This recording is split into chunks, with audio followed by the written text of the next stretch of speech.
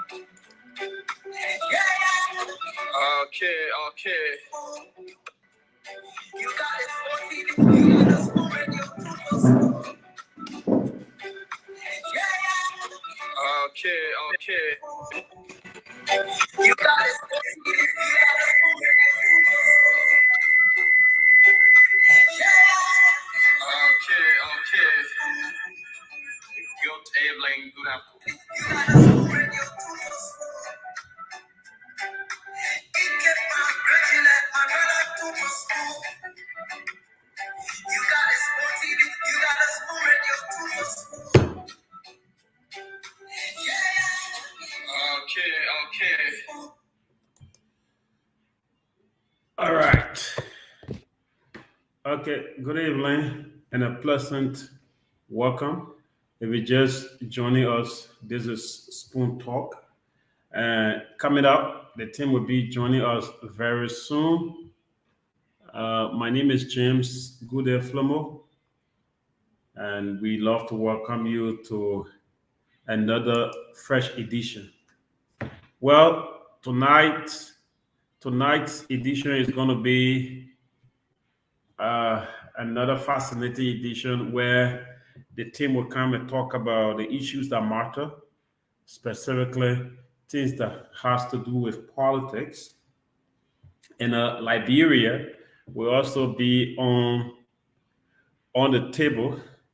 So we love to welcome all of you and to say this is the place where we all should be right now. So Liberia, welcome. If you just joining us, those of you who just arrived in Liberia, we love to welcome you to the nation's premier platform, Spoon Talk. And this is the platform where we talk about the issues that matter. Uh, Why you say me and be quiet? You're muted. You gotta unmute. you hear me now? Yeah, but you coming with feedback.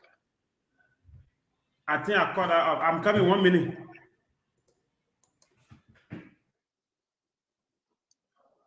All right, folks, while James get things ready, we will be starting the program shortly.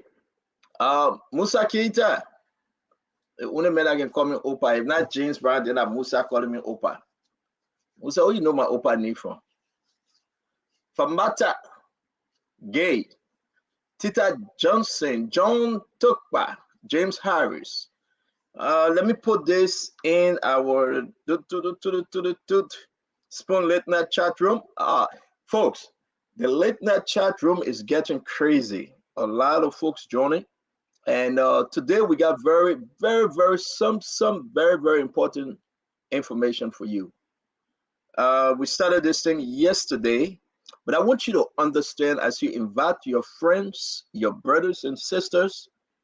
Do you know the reason why President Weah went to Israel? Do you know? Tipos Dempster, Weah bound men's David Bomeli, Alfredo Africano Cleju. I mean, you alone get all the I behind you. Mohammed A.B. Barrier, Mohammed Bar. Ansu, Setuma, Allison, Venetius, Pastor George Cole. Pastor, you are watching us from where, Pastor? Michigan. Which church? Which church, Pastor? You got to put a church name, Mr. Pastor. George Nubo, Rudolph Sebe Bonner Sr. Rudolph said, hey, CEO. Rudolph, how you doing, my friend? Henrietta Jala. Boyman Kokorioko Kamara. The people that will kill me for the name pronunciation, Don Nelson. We're going to have Eugene Lamek Fagon. We're going to have the entire team. We're going to have everybody. But Dr. Richardson, today is the main event. Dr. Richardson and I have this event going on. And she been off since Friday. Her husband's birthday, the event, and they were partying. We're going to have the party video. I didn't know the people can dance. Whew. Liberian people can dance, Nelson. Dr. Richardson enjoyed the party.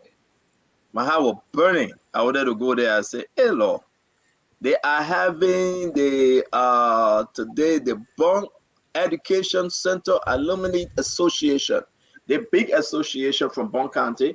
They say Bond Mines, but you know where is it? And every one of them coming around to have this program. It's wonderful, you know, Nelson. It is wonderful because the program here to collect money, funds to help Liberians back home. Every money they collect today, whatsoever will be collected, they will send it to Liberia in education, in youth project, young women, and everything. It's a good program. It's a beautiful program. And, you know, we're going to put this up. If you want to help them, help them. Your $10, your $15 will be greatly appreciated. I was supposed to be going for that program, but, you know, I'm too ugly to be among the midst of beautiful women and handsome gentlemen. Yeah, I'm like James Gooden Flumbo. I'm ugly like James. Nelson, what made a man ugly so? Nelson, you was? Nelson Checo. James, the question made Nelson go, so annual general business meeting. I think Nelson has internet problem. Yeah, you will come back. Today is Saturday, July 15. The guest speaker, Sam Tenayangan, I can't pronounce this thing. President and CEO, Pats Left Incorporated. Dinner will be served attire format or African. is 1 Pure Land Drive, Swissboro, New Jersey 08085. Guest $40, Patron 100, VIP 250. These people going to eat, they're going to dance, annual fashion show competition, entertainment by the United DJs of Bum, Mans, and fundraising. Guest speaker Sam. Sorry, I cannot pronounce the last name. They are having fun. They are having fun. Trust me, they are. They started this thing yesterday. They had Underground Railroad, welcome party, dancing and soup to follow. They were drinking pepper soup. I don't know who cooked the soup. I'm not going to ask question because I will get myself in trouble. Tomorrow, Sunday, July 16th, they will be going to the church, Rock Life Church, 510 Heron Drive, Swissboro, New Jersey, 08085. Rock Life Church, 510 Heron Drive. That's tomorrow morning. They will be going to the church. Farewell brunch and social 1 p.m. Trust me, they will be eating some Wawa. I believe so. They had a hotel accommodation, of course. People stay at the hotel. And a beautiful program. We wish them well for the rest of the program. That's their announcement. Their announcement came just in time. Remember, if you are from Bon County, Republic of Liberia, this is about Bum Education Center Alumni Association 2023 convention, meeting the educational challenge. James, which association are you part of? Association of Liberians United for Better Liberia. What kind of association are that? 419 association. Association for Liberian United for Better Liberia. James, stop playing with us, man. You want you to put money? We're talking about real association here, and you talking about Association for Liberian United. Who's heading the association? The only association I know I'm part of is the PUL. The press union. And another one again, I'm part of the I'm forgetting my own the association from my village. The association for your village. The association from my village, I'm part of it. What's that association name? Association for my village? I'm forgetting the name. Hey, James. Hey, Lord. Can you imagine? Association name? James. The association for your village. That's the name? I'm coming. This way. No. Don't check on Don't check. I'm coming. Don't check on the phone. Hey, James. The way people left get carry crazy. Look at Musa Keita. Musa, what you want to say? Listen, I got breaking news though, James. I got breaking news. I don't wait for these guys then, but you know they're gonna come in. Let me say this to you. Let's welcome our fellow Liberians.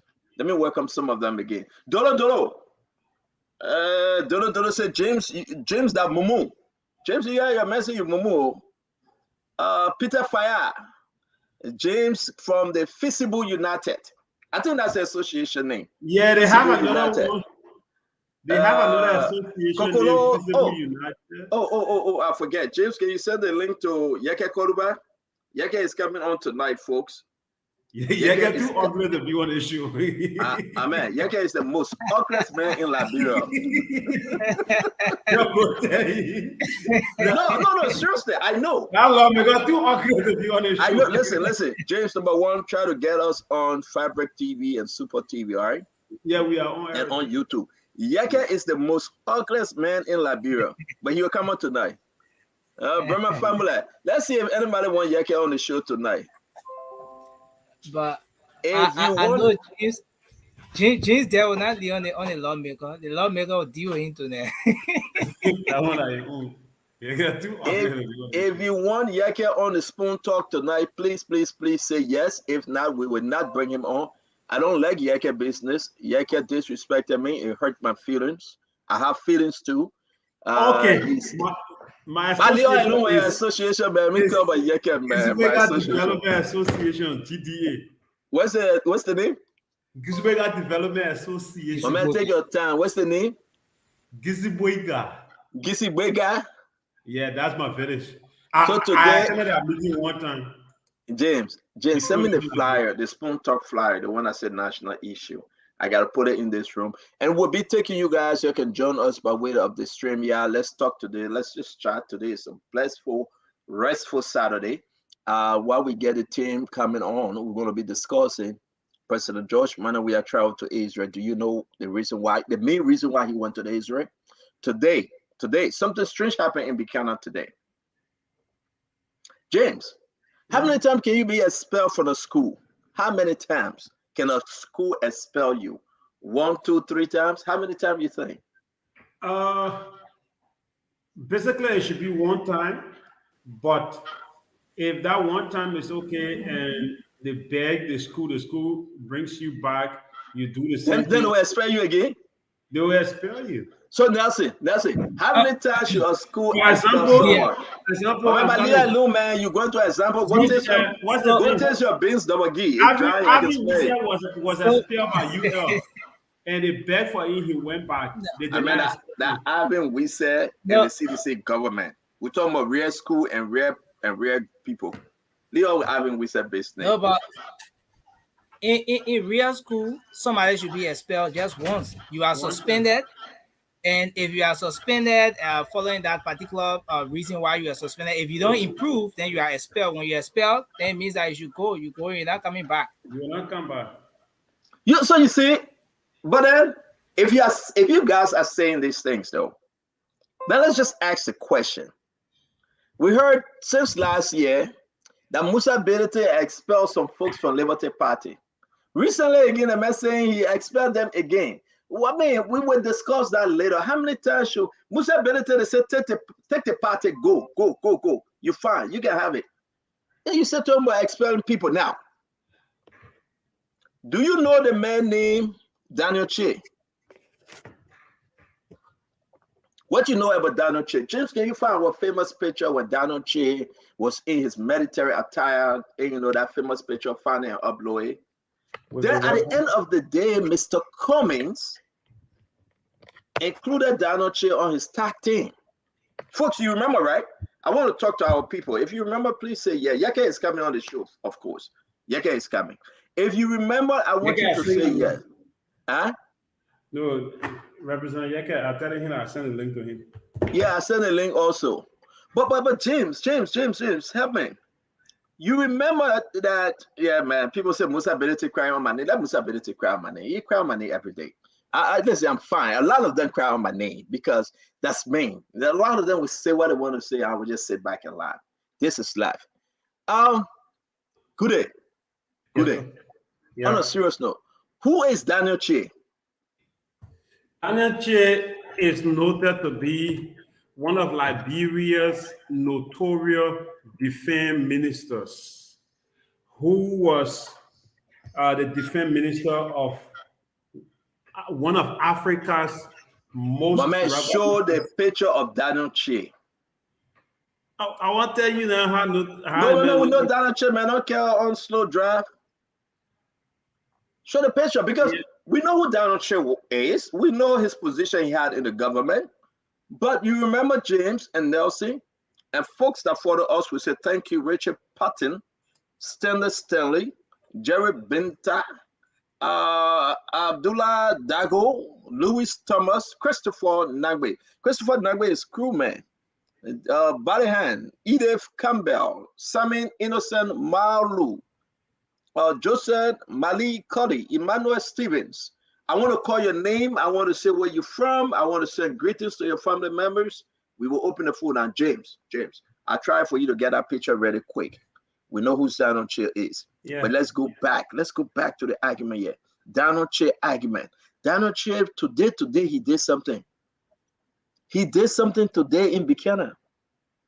And James, you have that. We got to put it up. Uncle Pete, the man from All Nation. Uncle Pete, Uncle Pete, what's your problem, Uncle Pete? Uncle Pete, your brother Mo Ali is looking for you. I hope you can reach out to him. He told me that he was looking for you. Nelson, today President George Manawe was in Buchanan, Grand Bassa County, correct? Yeah. What was his mission? The purpose of him going to Buchanan? Yeah, go ahead, Nelson. Nelson, can No, you talk? I You didn't muted. get. Okay, Why was he went there. President Okay, now Weah?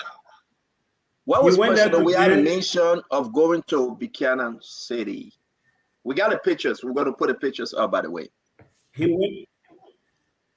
He went there to meet the We Are for Buchanan, pastor for We Are campaigners.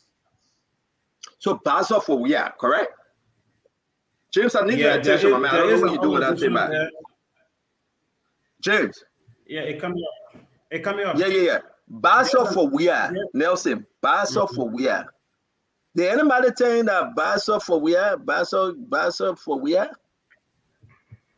I don't understand. Yeah, I want let the people from. There is an organization. Mm-hmm. People from Grand Bassa County or from the Bassa land came together to form an organization that they will deliver the Bassa land to Weah. So today, President Weah himself visited them to show appreciations to them regarding their work. So during that event, so many things happened that you're going to be talking about. Wow. Nelson, can you hear us, Nelson, or your stuff is not working good? I'm hearing you now. It was breaking in first, but I'm hearing you now. Tell me what the purpose of President Weah visit to Grand Bassa County. Let me hear you.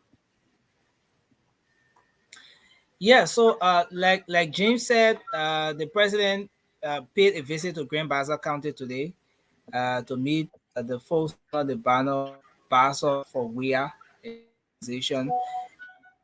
I saw that there was also a team of motorcyclists there on the banner.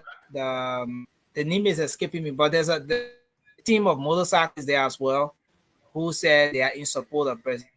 So I understand that was the reason his visit to the county today, and has been, but with that, we'll see more. You are breaking up. We are very sorry that you are breaking up. Try to search your internet connectivity, and we'll get back to you, Nelson, because we want to bring some folks in.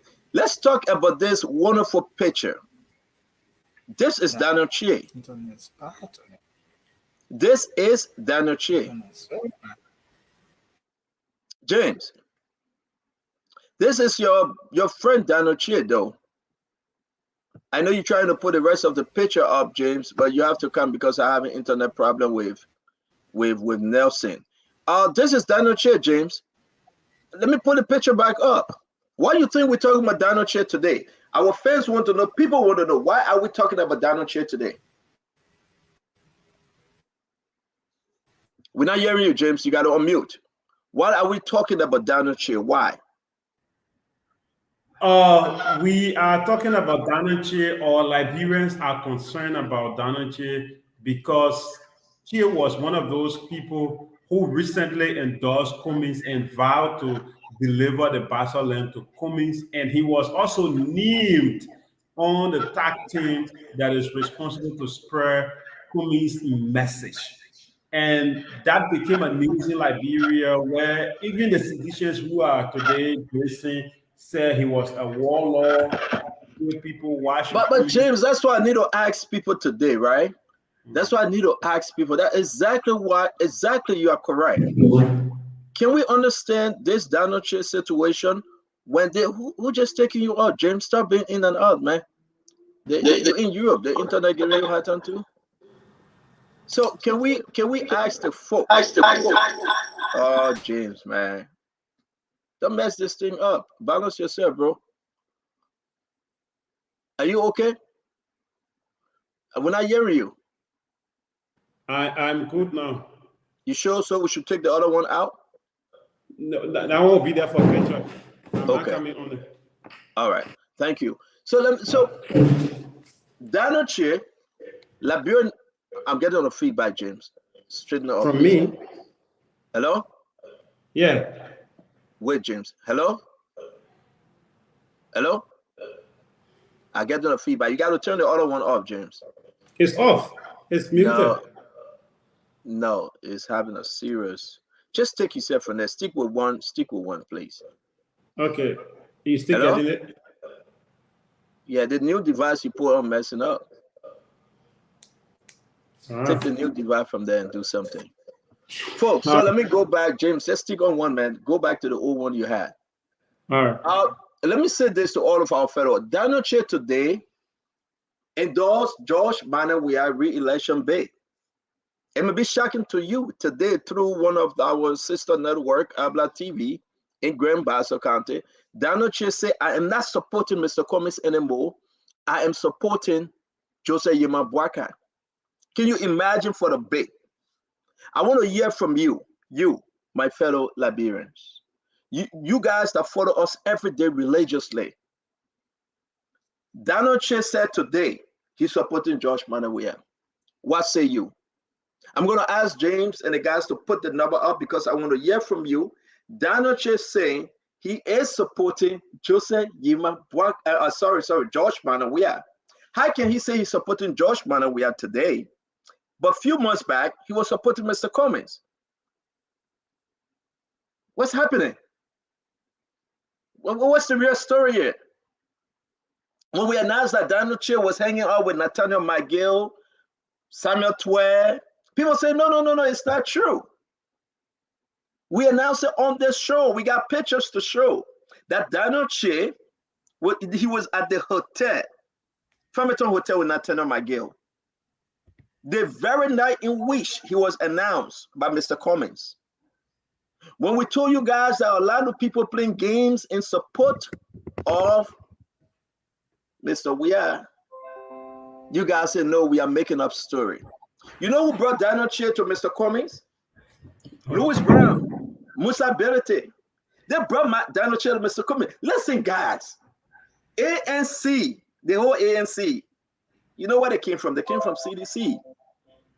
Yeah, they are subset of. My man, talk to me real quick. Talk to me. You know, the ANC came about as a result of anger. There was this convention that the CDC went for, and during that convention, former Chairman Gu and others were dissatisfied. It was the decision that President Weah made, I think, if I'm not mistaken, to go as vice tenant barrier to Mr. Todman. And at that convention, until it turned bloody.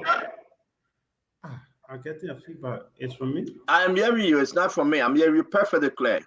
Okay. So at that convention, it became bloody, and there were disenchantments. That disenchantment resulted to people forming their own organizations. So when they came back, Chairman Gu, those who were in support of Chairman Gu, they went one side and funded the alternative. That is why they call themselves alternative. But Jay, you see how you guys explain long story?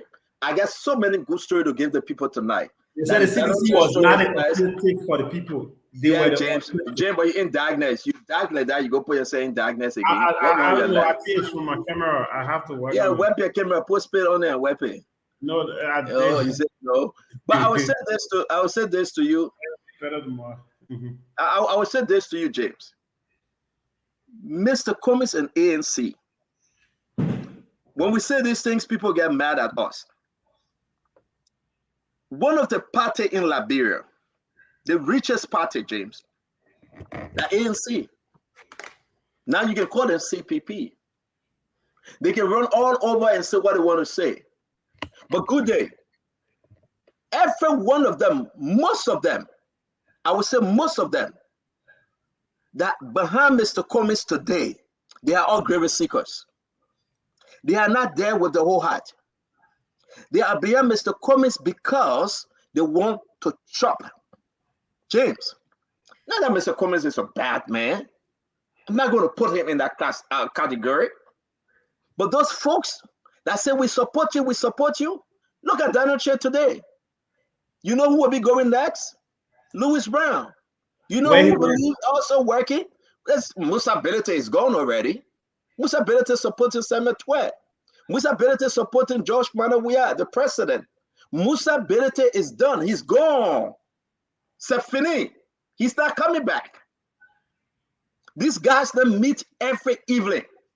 When Daniel Che met Nathaniel McGill, people say, oh, why you guys saying that lie? When he met Samuel Twe recently, around PHP, people said that lie. Today, it is confirmed.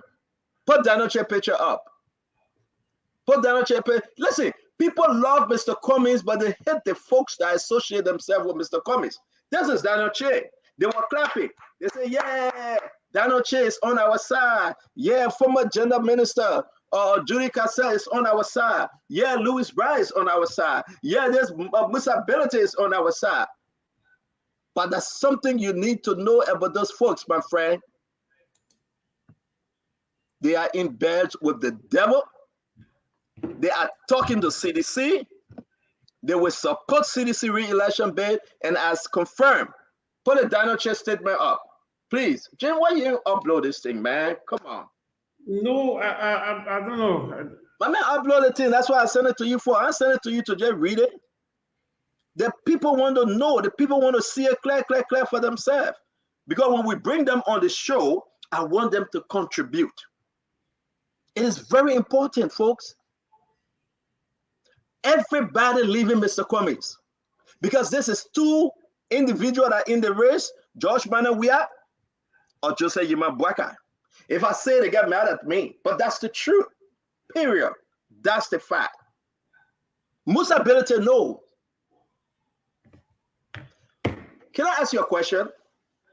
How many folks running on a CPP ticket from the Musa Belete Liberty Party camp? How many of them? Well, we are still waiting. James Good, the people that register. Oh, don't say you stay waiting. Oh, stay waiting for what? Because say you started work, you missing the news in Liberia. That European, you not forget about Liberia. I'm very surprised at you, James. You forget about Liberia politics. Oh. You got your mouth open? No, your mouth open? No, I'm facing problem with my computer. I know they are. I'm waiting for you to talk. You laughing I don't again? know, the computer messing. Computer not messing up. The We are computer still waiting. messing up. You said waiting for what? The people are gone. The people are gone. I don't really know the amount. Let me ask you. My sister, Wade Power. Wade Power register on a CPP, or she going as an independent? I can't tell. I did No, not you will follow tell. anything of. You will tell. These guys, they're fully comments every day. And I'm so shocked. When you tell Mr. Cummings, he got few people around that just fighting for the little peanuts that comes around. That just fighting. Look at Daniel Che. This is from the Abla JTV in Buchanan. Ex-Defense Minister Daniel Che endorses we are second term bid. This is the same Daniel Che that Mr. Cummings named that he's on our tag team. Hey, man. Liberia former Defense Minister Daniel Che has endorsed the re-election bid of President Dr. George Manawia. Speaking to the thundering crowd on Saturday in Buchanan, Daniel Che stated that Grand Bassa belongs to no one person, adding that they would ensure that President Weah gets a second term. Grand Bassa countered, your gathering here was never the mistake because it's time for us to vote wisely. I want you to pause on that.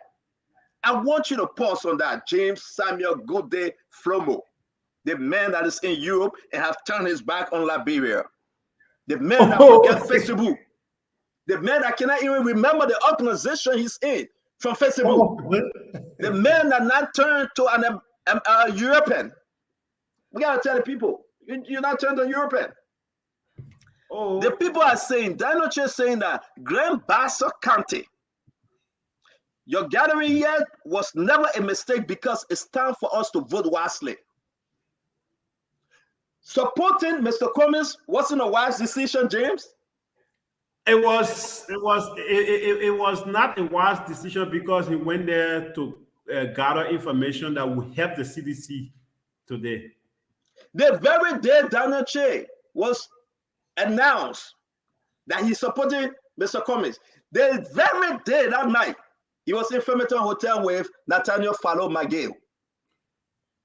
But I'm here thinking, why so soon? He just come on, you say why so soon? With less than 3 months to election, you say why so soon? How can you say why so soon if we are less than 3 months to election? It's not soon. President George Manning, we are traveling to Buchanan. You know who is embarrassed? Right now, James, you know who is embarrassed? Yombly? No, man. Come on. You know what? You know why Daniel Che is not supporting Yombly and Joseph Boyka and how you call this guy, Jonathan Kape, Hans Bashu, Darius DeLong? It's because Daniel Che asked them for money. Daniel Che present a proposal that they refuse. I know this for a fact. But no, James, don't give me butt yet. I ain't even finished reading the thing and you come here with your butt. What butt you coming for? I want my Liberian people to talk to me. I want those that know us to talk to us on this program. He is a runaway AWOL general. These are the guys that disturbing. These are the guys that lying to Mr. Cummings every day. When you talk about Daniel Che, you talk about Louis Brown. When Daniel Che served as defense minister under Charles Taylor, guess who was there also? Louis Brown. As what? National Security Advisor. Yeah, he was advisor. How can you tell me that? Basically, they were working. My man, the people that brother, man. That brother from one man, one pie. They put that brother from one man, one pie. Liberians need to know these things. Make no mistake. This is who we are. We are a country that we got to respect the system. They are done with Mr. Cummings. They are done with Mr. Cummings. This is the reason why George Manning, we are president of the Republic of Liberia, we cast everything on Joseph Yema Boyka. This is the reason why. This is the reason why even every single day of Joseph Yema Boyka life, George Manning, we will make sure that he wants to know why he brought in the Israelis in the country. It's because of this reason. And we will talk about the Israelis. We will talk, hey man, Uncle P, why you call me for, man? Uncle P, why you call me for? We on the show, you gave me a hard time, Uncle P. You talking about your political. But listen, let hear what he say. Uncle P, why you calling me for? The people say, stop calling me.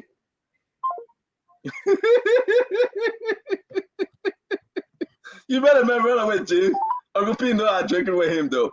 But listen, guys. We're gonna move to Uncle P. Yeah.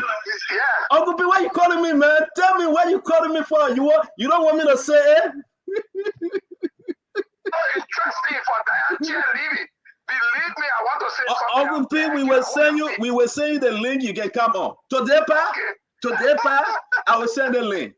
Okay. Y'all sit down there every day. Y'all say y'all get people supporting Mr. Cummings.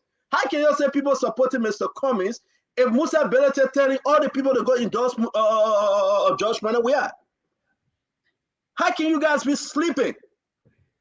I'll bring in Nelson. Bring in Nelson, James, because your camera is very blurry. But bring in Nelson. It's part of. I have to function. Daniel Che said, and I will say this: Senator Yombly Kanga Lawrence, Senator DeLong, Senator Jonathan Kape, Hans Bashu, he met all of them. These are my proposal. You know how much money the men were asking for? As received by our sources. You know how much money Daniel Che were requesting? The people tell us, remember, we broke. You only got to sell her birthday for us to raise some money. And you work with CDC. Cemetery, they all agree, say, we'll pay you. The president going to Buchanan. We need that endorsement. Today, put up the announcement. We'll tell you everything today that will get fair again. We'll tell you what Joel went to Israel. That feeling with Daniel Che and Mr. Cummings people. Put up this thing, and I will read it. I will read this thing. Ex-Defense Minister Daniel Che endorses where second-term bid.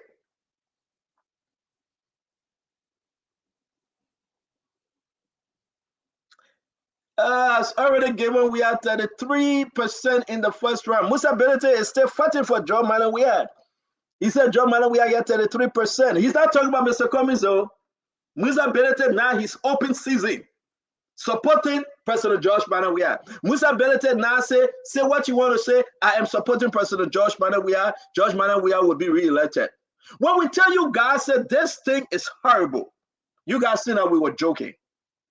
Liberians, my fellow Liberians, you need to understand this.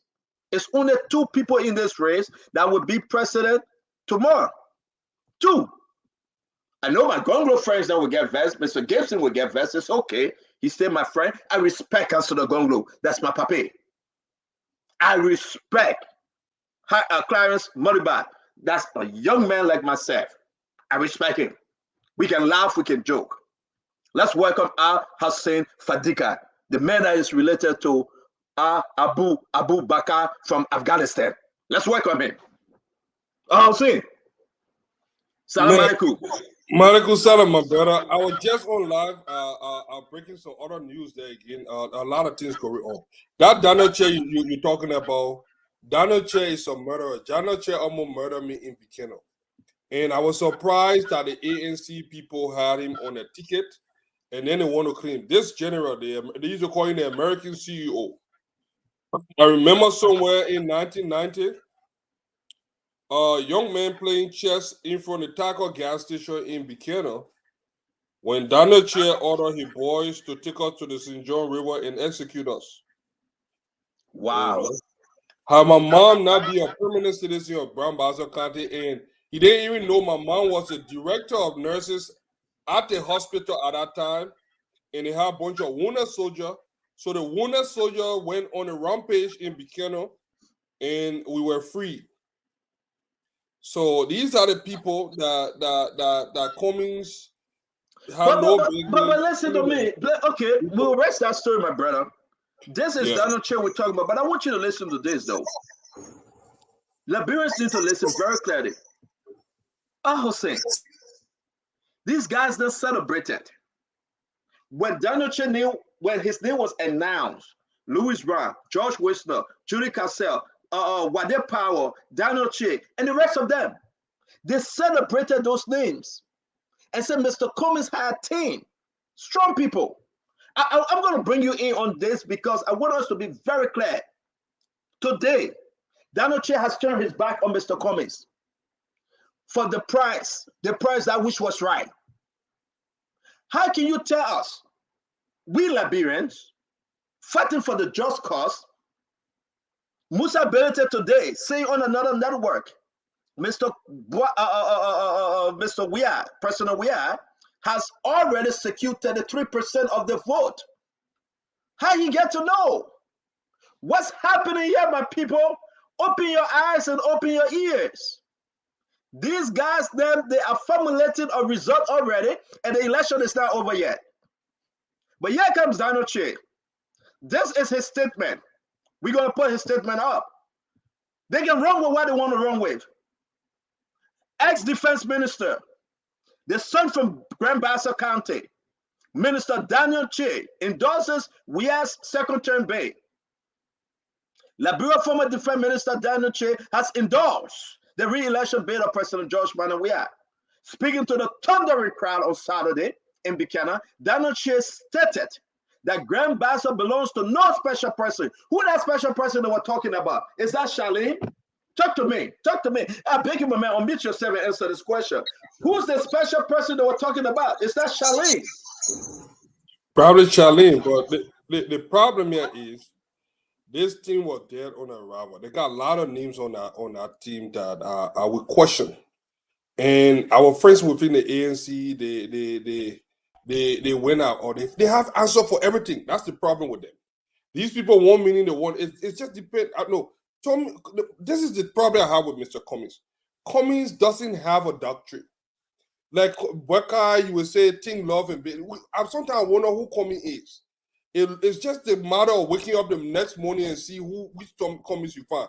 What are the one that is feminist in chief that firing acid Tupe because he wrote a book, and then the one that endorsing or platform that insulting one of his partisan, or what are the one that we part around with former rebel, and then he talking about 40 against rebel. So the contradiction, he's a walking contradiction, and I think a lot of people. That's one of the reasons people are finding it hard to relate to him, because people try to don't know who Comey is.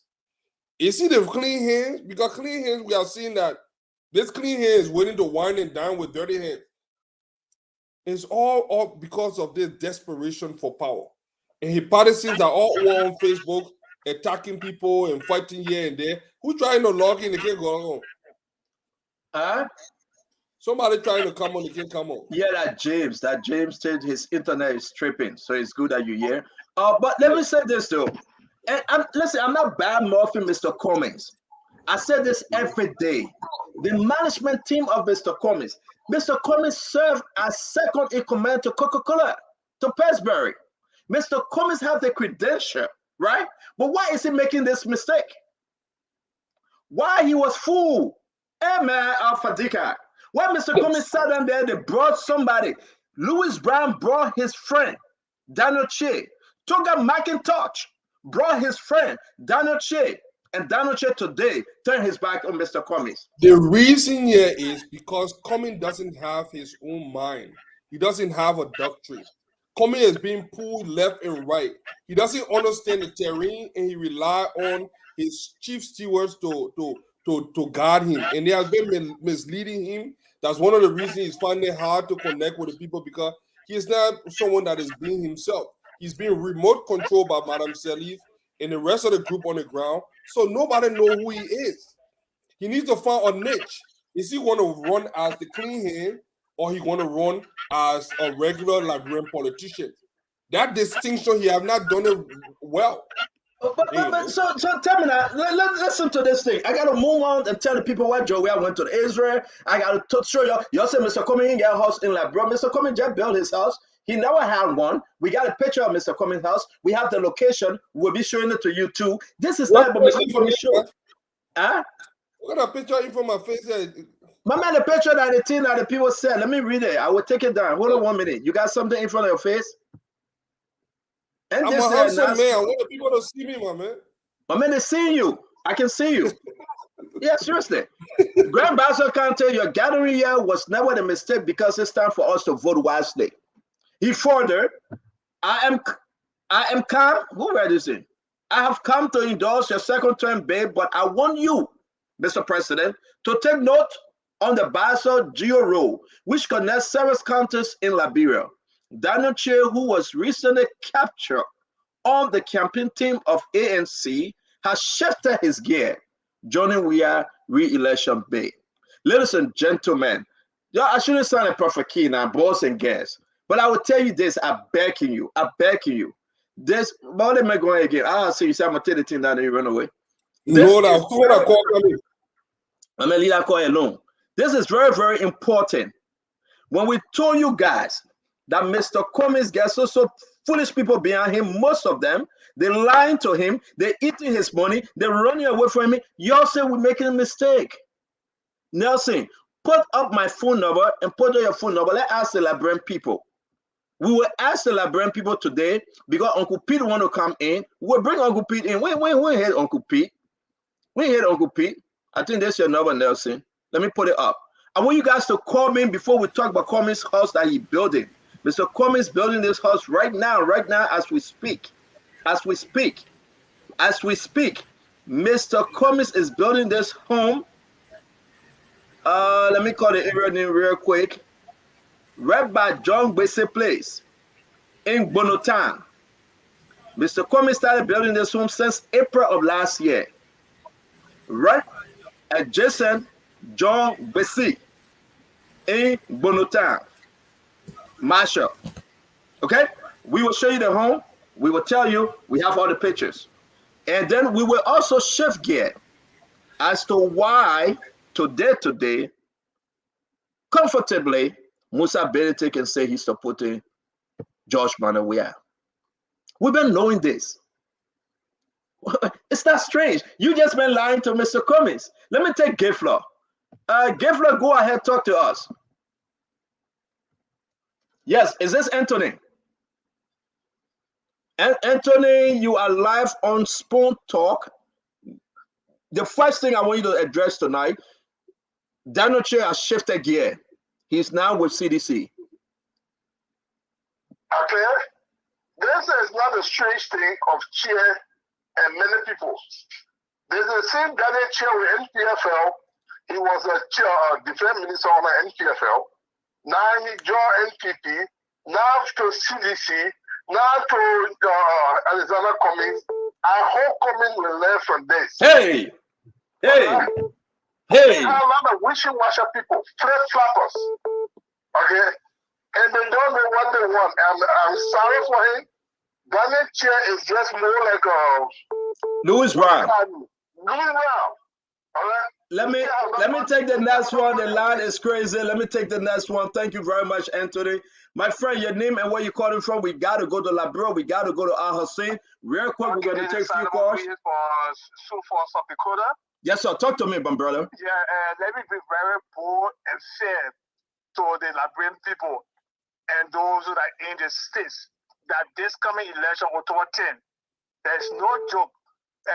Joseph Brother is going to win it clearly. And unless everyone that the councillor, Bronsky daughter, she was just want to go for her representative position, fair, she's going to win. But she can't go as a bride. Thank you very much, my brother. I got to go to Moses. I got to go real quick. Thank you very much, my brother. Your name and where are you calling from? My name is Hannah Moses. Hannah, talk to us. The topic here is Daniel Che joining the CDC. Yes, ma'am. Okay. Where's Mariah Yakula? I don't know. You got to ask her because she's there celebrating she's supposed to be thinking about her backyard. But she's thinking about other poor backyard. Everything is just like you might walk out. That's it. We move. Thank you very much, ma'am. Thank you. Okay. Thank you very much. Listen, guys, you put your phone number in. We call you from our chat room. We have a lot of folks in our WhatsApp chat room. We'll be calling only those people that register with Late Night Politics on Spoon. We will be calling. This is crazy hot tonight. Big breaking news. Daniel Che have not joined CDC. He said he's not supporting Mr. Cummings no more. He's not supporting Charlene Bronsky no more. He said Charlene Bronsky cannot win in Buchanan City. Why should he waste his time? He said Mr. Cummings cannot win in Buchanan City. Why should he waste his time? He gone with Mr. Weah. He's supporting CDC. Samuel Twe paid him. He met Nathaniel McGill at Fermenton Hotel. They took care of him. Daniel Che said, I'm not here for that tabata. I'm not going to waste my time on Mr. Cummings. Today, he endorsed George Manawia.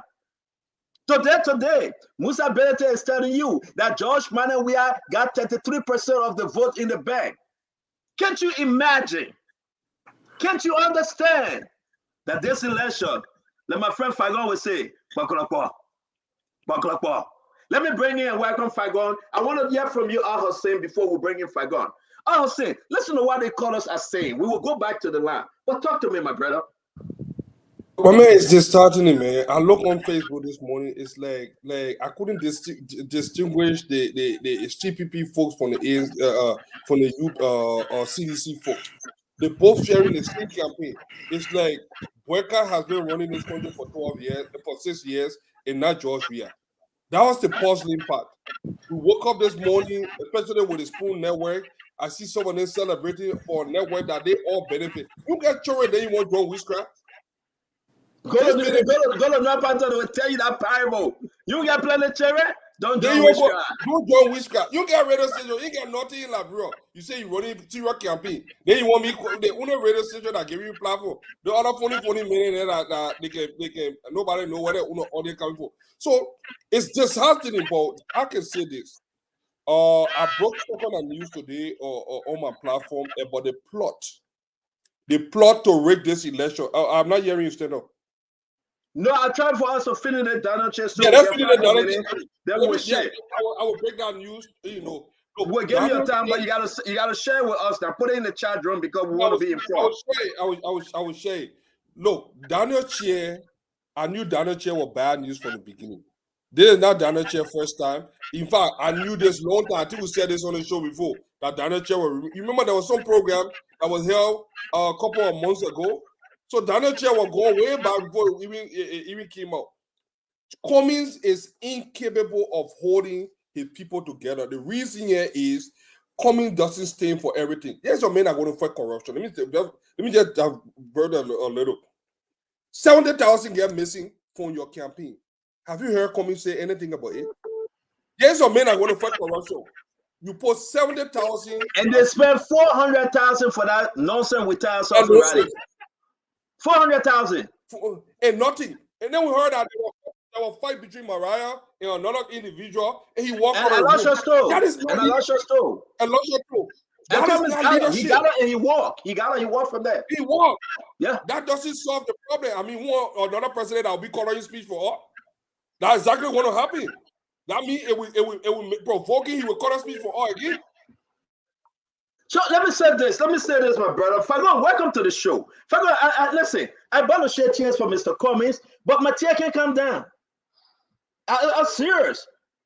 These guys named Fagon, Eugene, Lamy, Fagon, former deputy minister. Oh, I'm sorry, I got somebody on the call. My friend, talk to us real quick. Sorry to keep you waiting. Then I will bring in Fagon. Okay, hey, can you guys hear me? Yes, sir. You are very, very loud and clear. All right, this is Obed calling from Minnesota. Man, Obed, I will give you the Obed, come on the show, man. Don't waste our time, man. You gonna call if you can come on the show? No, I just want to say something to the station. When I heard that your station was shut down, I was more concerned about your equipment because they did similar thing to Costa and they took all his equipment. So I've been here wondering, like, are your equipment okay? Did they steal anything? That's all I call for. I don't care about Donald Chair. Donald Chair is a warlord.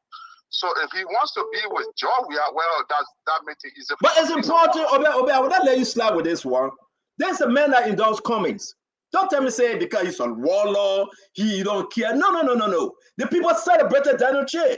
The very night they were celebrating Daniel Chair was in a hotel with Nathaniel Fado Miguel. It's very, very important that everybody around Daniel Chair, around Mr. Cummings, they are not running away from him. So it speaks volumes. Yeah, I understand that, but why you don't understand that Nathaniel Miguel was part of the NPFL. And true. Donald Chair was the general for the MPFL and became defense minister for the MPFL. So it's just the same people. Okay, so wow. I know that because I was part of the system at the time. So I know that. But my surprise was why I want to try to distance ourselves from it because some of our later when we started our process, why were Cummings who just coming in bring Donald Chair on board? That shocked me. And this guy's on UN sanction. He had to leave Grand Bazaar country. You never hear the Donald Chair in Lima or Guinea or Ivory Coast. No, he's afraid to get arrested. Okay, these are the guys who's supposed to be in jail with Charles Taylor, and they're all here hiding in Grand Bazaar County. So some of all know that. But I was shocked when I heard that he was supporting Cummings, that he endorsed Cummings. Wow. This is where my campaign against Cummings solidified. Like this guy is not a good person. He's in bed with almost everybody. Thank you, Obed. We hope to have you on some of these days. Thank you very much. Tell me now, did they loot anything? I don't know. The CEO is back in the country. She will be giving us update. I have no clue. Why I worry about, bro? You spend a lot of money on equipment. Man, listen, equipment are equipment, but we're moving strong. This election, but 90 days, we will get there. Thank you very much, my brother. All right, Chief. Thank you. You're welcome. Well, Fagon, let's welcome you to the show. Honorable Eugene Lamy Fagon, former deputy minister for press and public relations. The man that was fired by George Manawia for speaking against the coronavirus vaccine. Welcome to the show, my brother. Good introduction. First of all, gentlemen, good afternoon. Stanton, let me warn you, I'm a day man. When I'm traveling somewhere and you put talk on my car and my car smoke and break down, you need to be very careful. Because if I call the elders of our town, you will feel the pain. Don't try me again. You people don't know where we come from. Why are you guys screaming over Daniel Chair? I told you people from the beginning, this election is my Ellie versus Joseph Juma Boakai. We all know that after the TRC report, we all know that my Ellie did not want war and economic crime. Prince Johnson has said, "You'll bring it." Yeke Koluba has said, "You'll bring it." Milton Bly, General Podneke said, "You'll bring it. Let's give our people the justice." My Ellie said no. Louis Brown said, "Oh, man, Nina. Daniel Chair and been howling in villages in Grand Paso. Quite recently, the video is available. We'll look for it and make it available on Monday. Okay? Sir Joseph and the Finance Minister Samuel Twe visited his community. Planted a light pole. You remember that? Yep. He started talking, blah, blah, blah, blah, blah, blah, blah. But what does this say? If Ellen Sawyer then moved from one horse in a barrier to the other horse, that's nothing for me. Julia Donkey Cassell, Daniel Chair, Bezonga Finlay, the top people of Grand Paso from Elinsa was with Cummins. Yeah, today, Bezonga is telling people, "I don't see myself winning the election." Joey said he will fight me. Now, Joseph Boakai is going to fight me and the Real Liberty Party. So a 2 against 1, I can never make it. So what you saw from Daniel Chair is saying, "I served in the MPFL. I was the defense minister just like Tom Wowoyu. I carry out acts that's unacceptable against humanity. I turned around, I looked at myself, and I don't want war and economic crimes court because I know who I am." And Prince Johnson, Joe Parker, all they put and said they want it. So I need to stay with Ellen.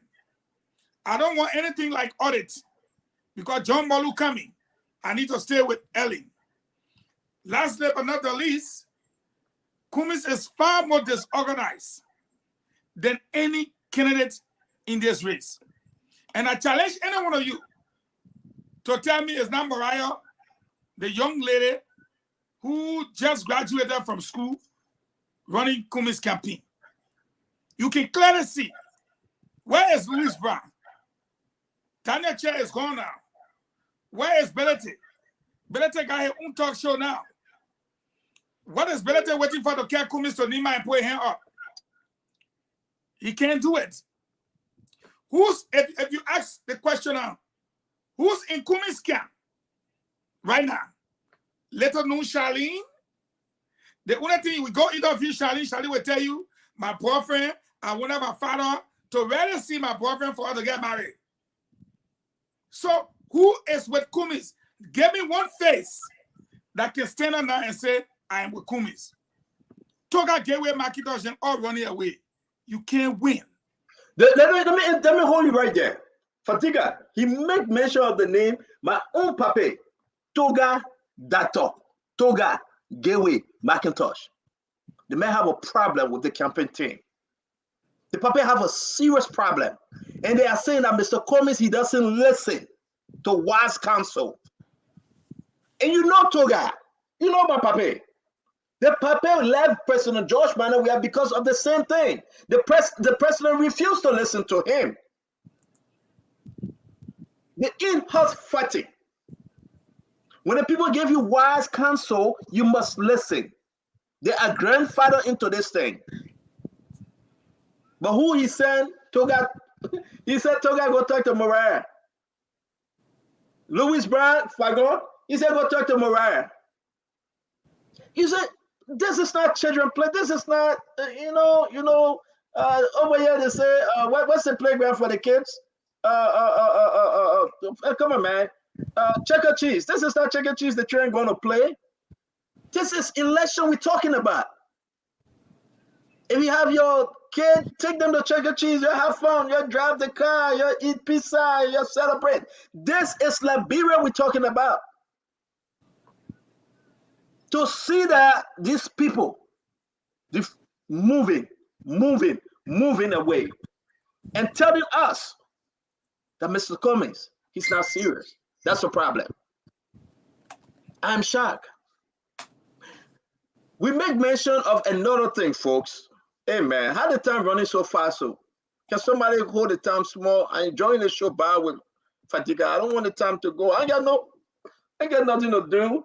They can talk about me. But let me ask you though, why Musa Benete celebrating George Manneh we at 33% and saying that the president already have 33% in the bank? Is that true?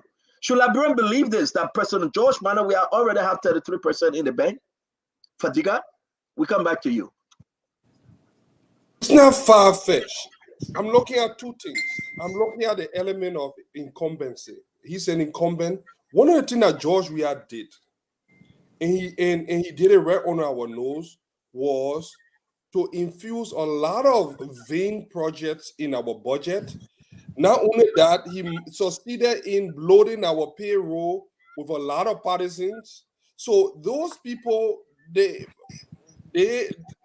in a form, they are dedicated voters. I don't want us to lose sight of those.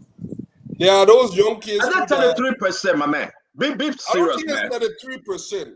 I don't think it's 33%, but I believe that he has a base. He has a base. And man, the president, we say he ain't got a base. Every incumbent has it. Possess that 33% from 2017. It has dwindled. It dwindled probably around 20%, 2021, 25%. But I do not want us to underestimate that number because he has a head start. And what we have to, and the next person that have a head start is Ambassador Boyka. That genuine love for the people. So I don't know where they're coming from with that figure, but based on what we listen to. I mean, that nonsense, man. I would like to disagree with you. Go ahead, Fago. Fago, I'm getting based on Fadiga on the show. I'm getting seriously mad at Fadiga right now. When you hear Belete say George Weah has 33%, it complements your effort, Fadiga, when you say this thing will be a first round. What is Belete's calculation?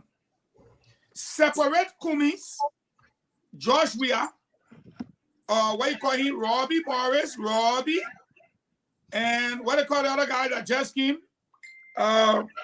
Sorry, the last guy that just entered.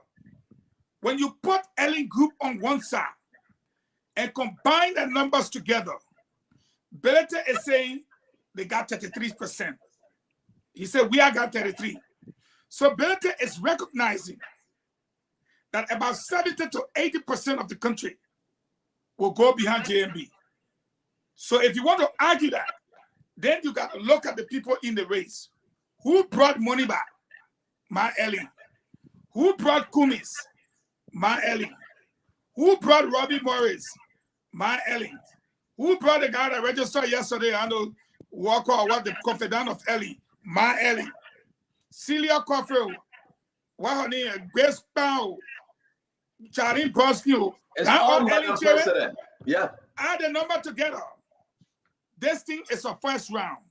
Ellie and her people will get 25% of the vote. That includes George Weah. I have tangible video from this morning of people boarding the buses at Junction, the Grand Bazaar parking, with pictures. But James, we need those pictures. Nelson, you're finding and upload it, please. I don't know what I told you guys this thing, Fago. I don't know what I told you guys this thing. I got this new revelation a couple of days ago, and I've been sitting on it. I just announced it on how that, you remember, I think it was you that announced the plot for Cummings to go 2029. Of course. This is how they plan to engineer that. George, we are going to rig the election, or at least attempt to rig the election, even though we're going to be something. And then Cummings and the rest of the few low splendor group around him want to accept the result.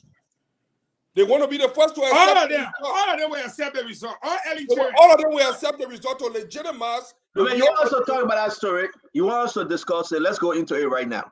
Let's lay low on the Daniel Chair issue. Let me tell you exactly what's happening. Because I wanted to keep this story for Monday. Oh, Sarah. We need Dr. Richard C. and Ed Remy here to talk about this story. Yeah.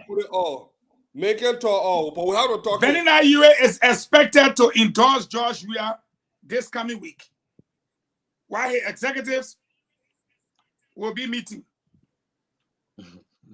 I'm giving you tangible, correct information from my I understand that because, if you receive those information, I receive it likewise. Let me say this to you, Fagon. But what happened to your son Costa? You're not registering again yesterday, team close. Why y'all go register? Hussein, Eugene Fagon. Ladies and gentlemen, I will take perfect keywords, boss and guests, because the men are calling me Opa and I call him Opa. I know why he and Darius, they don't call me Opa. But let me say this. Can you tell me who property is this?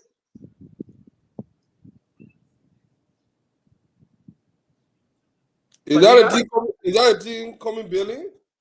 This is Cummins' property. But what the grass in front of all that I in the gate in front of the gate. But your way now, your way, but your pay can't get. I don't like. Wait, James, stop running with the thing. But why do you stretching it near out to low in the Memphis? Do you want to low in the Memphis? Yeah. Folks, let me say this to you guys. We said that Mr. Cummins owned nothing in Liberia, zero. And when the people started calling from Maryland, they said Mr. Cummins has nothing. He can sleep in guest house. We are now receiving information Mr. Cummins is about to buy somebody home property in Maryland. He's not going to build because there is no time. He's going to buy somebody property and he will own it. Okay? A very smart move. While we were saying this thing, it was April of last year, Mr. Cummins started building this property. You see this property? April of last year on the beach next to John Gbese Place. Next to John Gbese, they live John Gbese. Mr. Cummins started building this property. Can this building be completed fully before the election?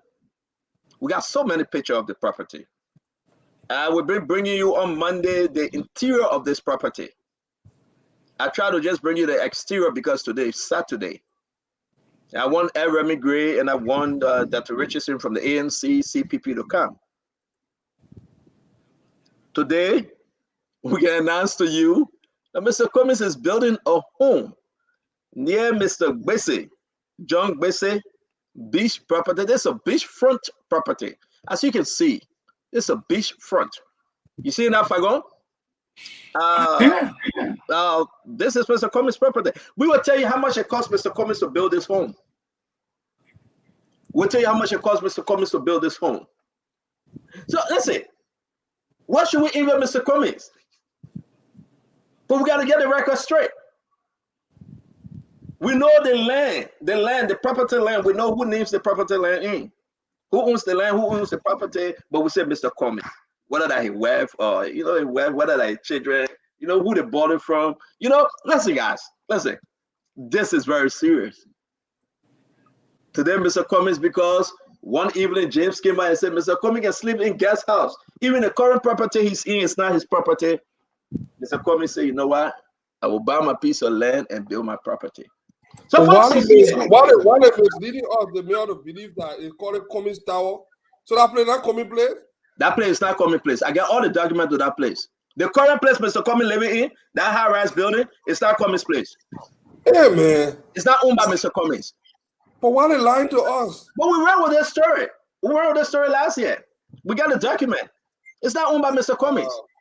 Something that is owned by Mr. Cummins in his own name is this. If I'm going to talk to me.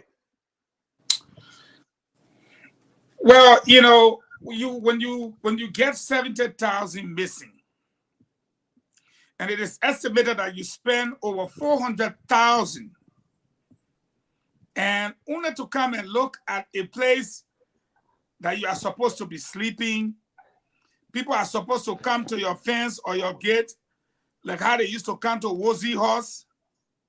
But nobody can come to your house because nobody know your house. Nobody know your gate. You turn your gate on the other side, but the front of your building facing the sea. Look at your security boot on the top. What we are seeing here is this, and I will continue to say, 20 persons running for president. 20. You and I know how many persons in the race. It's a 2-horse race. So, Robbie lives with his brother. But start calling the man Robbie, man. I thought that Francie get a man named Robbie. Yeah, okay, you call Robert the man Morris. Robbie. Robert Morris took cereal coffee. But Dr. Moniba lives with his mom. Again, no one can challenge me on that. All the people came to me. All Dr. Moniba people came to got first. So I only ask them one question. Where does he live? He lived in his father property that you described that he renovated. I said, okay. And I hit my house. Yeah, but he renovated it and his man can be in the States. It doesn't matter. I mean, I pay for Moniba. I pay for him. Once you I live let with him, Moluba, bro. I pay for I him. like Moniba too. I pay for But him. the same thing with Kumis, the same thing with Moniba, the same thing with Robbie. So why y'all want to talk about Kumis, but y'all don't want to talk about Robbie, but y'all don't want to talk about Moniba? It tells you. I can answer that you these while we talk people- about Mr. Cummings. Mr. Cummings is in a position. Go ahead, finish off, I go. These people did not actually want to be in race. My Eddie say, y'all come and y'all enter. Y'all enter. Joseph Boakai must not be president. And then the people say, why? Oh man, why? But there is no reason. So Joseph Boakai will be running against 19 persons. 19 persons. And yet, when you conduct the polls, Joseph Boakai is leading in double digits. The Liberian people have decided. Look, today I saw the crowd going to Basel, boarding the buses.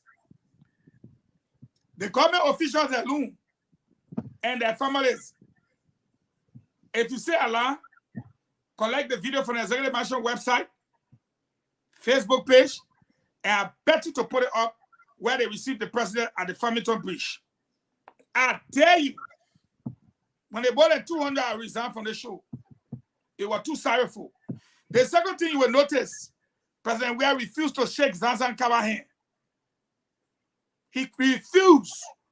When he entered Buchanan, he shook people their hand. He refused to shake Zanzan Kaba's hand. And I will show you video where people extended their hand, he put a hand back. So Grand Bassa will be a hard zoom. If you say I like, go to the Executive Mansion website again. We downloaded it. So I'm saying to you, all these people in their houses, and we don't have space for them in the Executive Mansion. Because we finish with AA, they need to move from their man house. Because we can't be calling President 3 o'clock in the morning. Hold on 1 minute. But you're right. You're right. Watch this shit. Yeah, but welcome. Yeah, welcome, Wozy. This is very important. We'll take a few phone calls. Then we'll move to the other main event. The main event, I want Liberian people to understand. The reason why President Weah went to Israel is not only to bring in technical folks to monitor the election, to help him win election. The money President Weah got from Israel, I want us to just skim it small. And me, I never do that thing before. I never cut you off. I said God was going to show Netanyahu a sign. You know what happened to Netanyahu today? No. Netanyahu passed out. Today? He's in Sheba Hospital right now, but they say he's in stable condition. And you see that man shaking his head? But you know, I don't watch TV. He fainted today. Netanyahu fainted, passed out. Joe Malawi met the man, then the man fainted today. The man passed out. But we'll come back to that, folks. Don't play with Nigerian people. Let me hear Wozy, Mr. Cummings. Now he got something up, Wozy. Let's stick to this Cummings thing. Look at his property. A pawpaw tree growing in the yard. The man get it in the yard. You gotta eat some pawpaw. What's he talking about? Is that Cummings' house in Morovia or in Maryland? Where? Marshall. Bonus town. But then that Vlad they been running on Facebook. Is it not coming outside building in Sync or they say that your house? But now it wasn't. That was his house. That's not his house. Wait, so he renting? He rented one apartment in the Lebanese compound. All right, so what? All right, so you want us to talk because we ran with that story before. You see how was he can get you information? Oh, so he renting one apartment in a Lebanese compound. He won't tell you. No, there's a corporate. No, where Mr. Cummings live currently, it's a corporate property, a corporation property, right? That involves some of his business folks. They decided to get that place engaged. You remember when we ran with the story about Airbnb?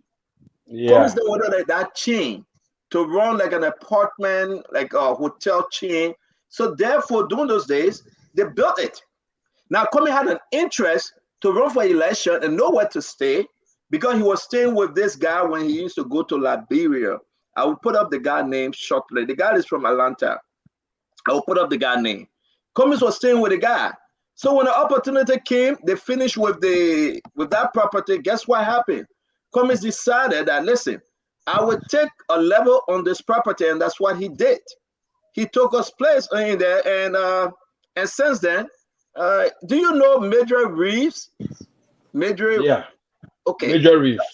Yeah, I will leave that because Cummings used to be in and out, and he used to chill with some of his folks. Now, when they moved to Liberia to stay because of the election, he asked the folks, his business folks, say, listen, I will take the portion of this building because that I can have my own. So it's not Mr. Cummings' property. I have the letter to that property, everything, the company name, everything. It's not Mr. Cummings' property. Let's move on. No, you see, the thing is, it is a sad thing for our country. For people who aspire for the highest office in the land to not be property owners, real estate owners, quote unquote, in their hometown or in the main capital. That is very sad. It should be a fundamental requirement. If you want to run for representative or for the Senate or for the presidency, you should be at least resident in the area that you want to contest. There is a reason why the elections law of Liberia provides that the candidate, the will-be candidate, be a resident of the particular district that they want to contest in for at least 2 years. The reason is to ensure that the interest of the candidate or the aspirant is clearly identified and is an open thing. Because where your treasure is, according to the Bible, is where your interest will always be. So if you don't have a house in district number 1, for example, or in Montserrat County or in Maryland, or anywhere in Liberia, how do you provide leadership? So it is a sad thing, and it is important for us as Liberians, members of the intelligentsia, for us to begin to bring these things to the limelight. Because if somebody lives in a mother's property and they want to be president, what kind of irresponsibility is that? You think we're joking with that phone playing here? You think it's funny? We're not producing comedy program here. You jump on for your father property, you say you won't be president. Go build your own structure.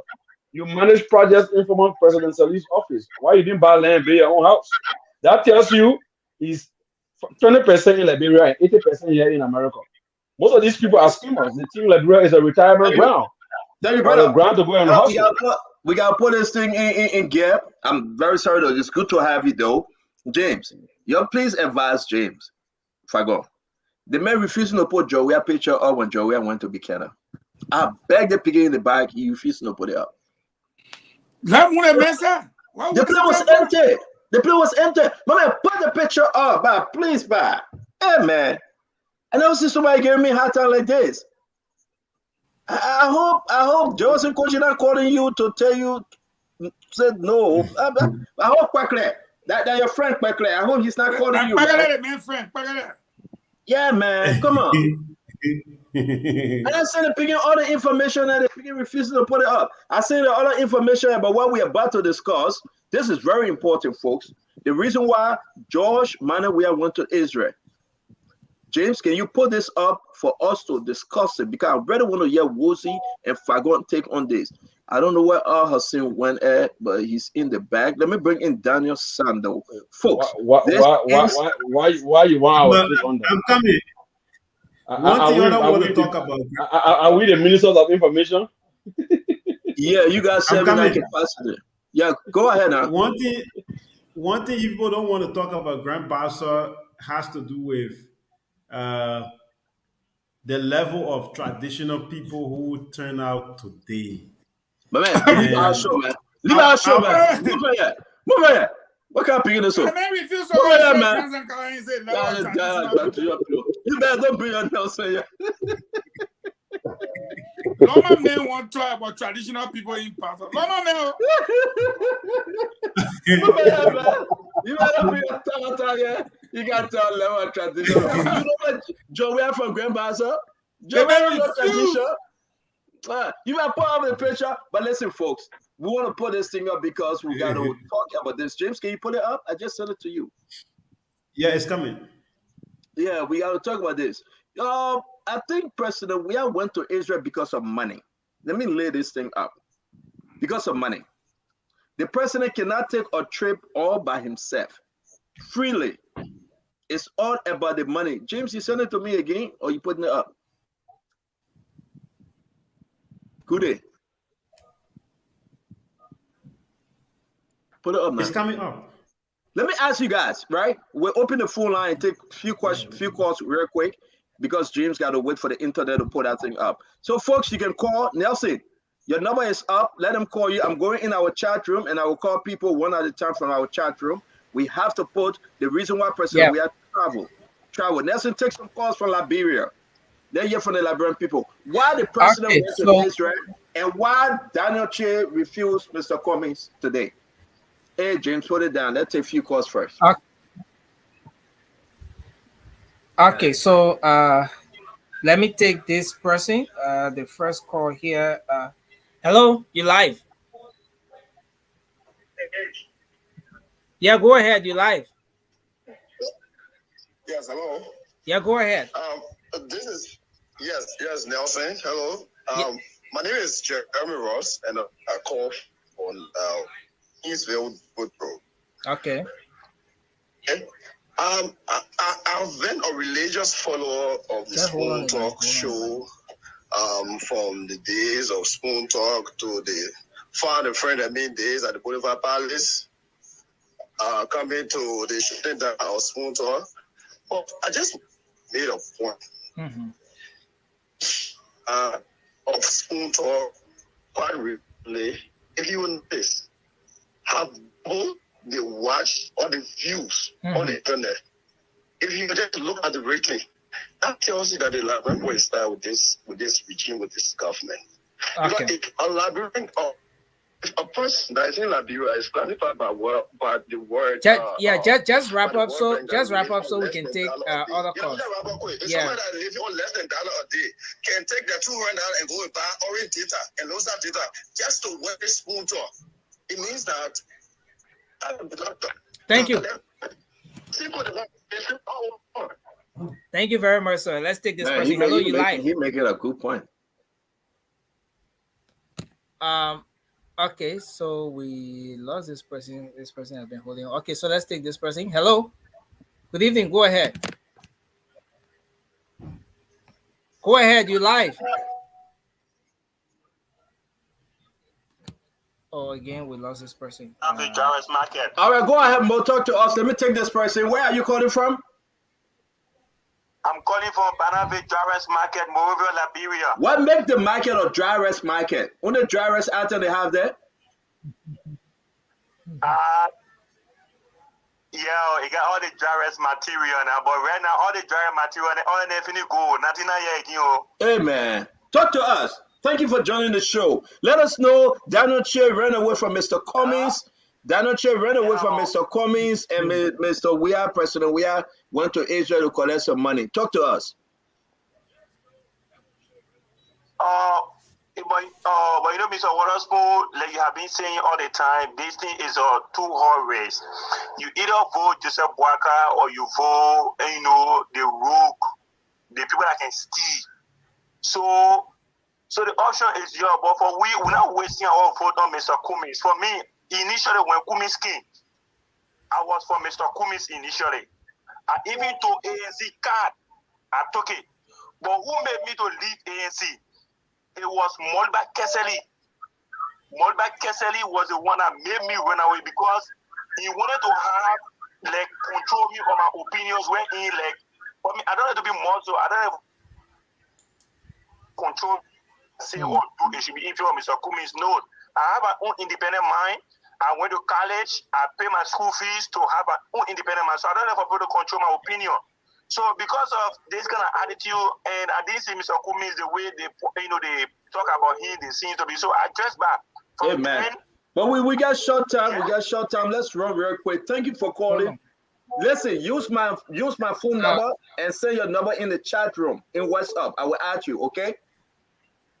I should send my number to this number, right? Yeah, I will add you your name. I will add you on the in the Spoon chat room. All right. Okay, thank you very much. You're welcome, my brother. Let me see who's this. Your name and where you calling from? Hello? Yes, sir. Your name. Yeah, this is Eric. I'm calling from South Jersey. All right, talk to me, Eric. Eric, talk to us. Hello? Yeah, talk to us. You live. Okay, I just want to make my point. I want us to remember one thing as a nation, this election, we should not count the ruling establishment out. Despite everything that happened in the country, always remember that there's a sitting government that working in their capacity to do everything possible to make sure that they are re-elected. So a very strong opposition will come out victorious. So if the opposition is not together yet up to the election date, or even if we go to second round, you should be expecting that the CC government may likely be re-elected. It's a false. Don't overlook George Weah and just listen to my brother Fadiga, and sometimes you just say something and just make a mockery out of the government. Do not make a mockery. Thank you. They sitting pretty. They are pretty sitting. They got strength. Thank you very much. Thank you very much. They are going to use their strength in every way to make sure that they got re-elected. So it's only unity. And you are right. We appreciate your call. You know, you make a good point. We said thank you very much. We got to go back to Liberia now and take some calls. Go ahead, my friend. Yeah. Nelson. Okay. Hello. Hello. Go ahead. Hold on, Nelson. What are getting fat like also? You man working for Spoon now. Yeah, go ahead. Your name and where you calling from? Thank you. Yeah, be audible a bit. Go ahead quickly. Let's hear you. Thank you. My name is Dr. Kama. I come from the country this evening. Mm-hmm. Thank you very much. Thank you very much for the discussion. I think the fact that you still monitor the school everywhere on social media, it doesn't change anything. What does that make us to kind of pay more attention to the show and kind of the show and see how best our country can move forward. Because of it. We're not hearing the man too clear. Bring him closer. Yeah. Okay, yeah, go ahead. Be audible a bit. Please be loud. Yeah, go ahead. Wrap up. When you see a ruling party talking people in a country and to conduct, but when you see a ruling party talking people in a country government program, let me tell you how the ruling party is. One is true that they're puppets and we are not taking them for granted, but it's how we mean that the American people are only and it's majority of young people in this country. All right, thank you very much, Nelson. Thank you. We gotta go. Thank you very much.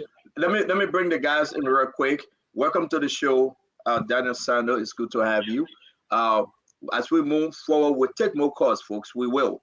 Now we're going to shift gear to bring in the discussion about why President Weah traveled to Israel. Why? I like to tease folks. We'll take 5 calls. If you had the lucky 5, tell us why he traveled to Israel. I will take 1. Nelson, come back. Good evening, good afternoon, wherever you may be. How you doing today? Well, thank you so much, Mr. Spoon. I appreciate you all, got everyone on the show there. But one thing I've been really wishing, and first time calling on the show. One thing I call from Seattle, Washington. My name is Sandra Brunel. If you ask me today and say this government we have in that we'll call government, if you want to compare with anything you would imagine, my imagination tell me every day that there's a group of monkeys in a wild forest when October, when fruit begin to get wrecked all over, red getting wrecked, banana planting, and the traveling group. And when they see the fruit somewhere, they tear up. They just run one photo, one rebel ready for eating, or they just tear up and just damage it. And then the little one, they call it civilian, on the floor there, in the red barrels.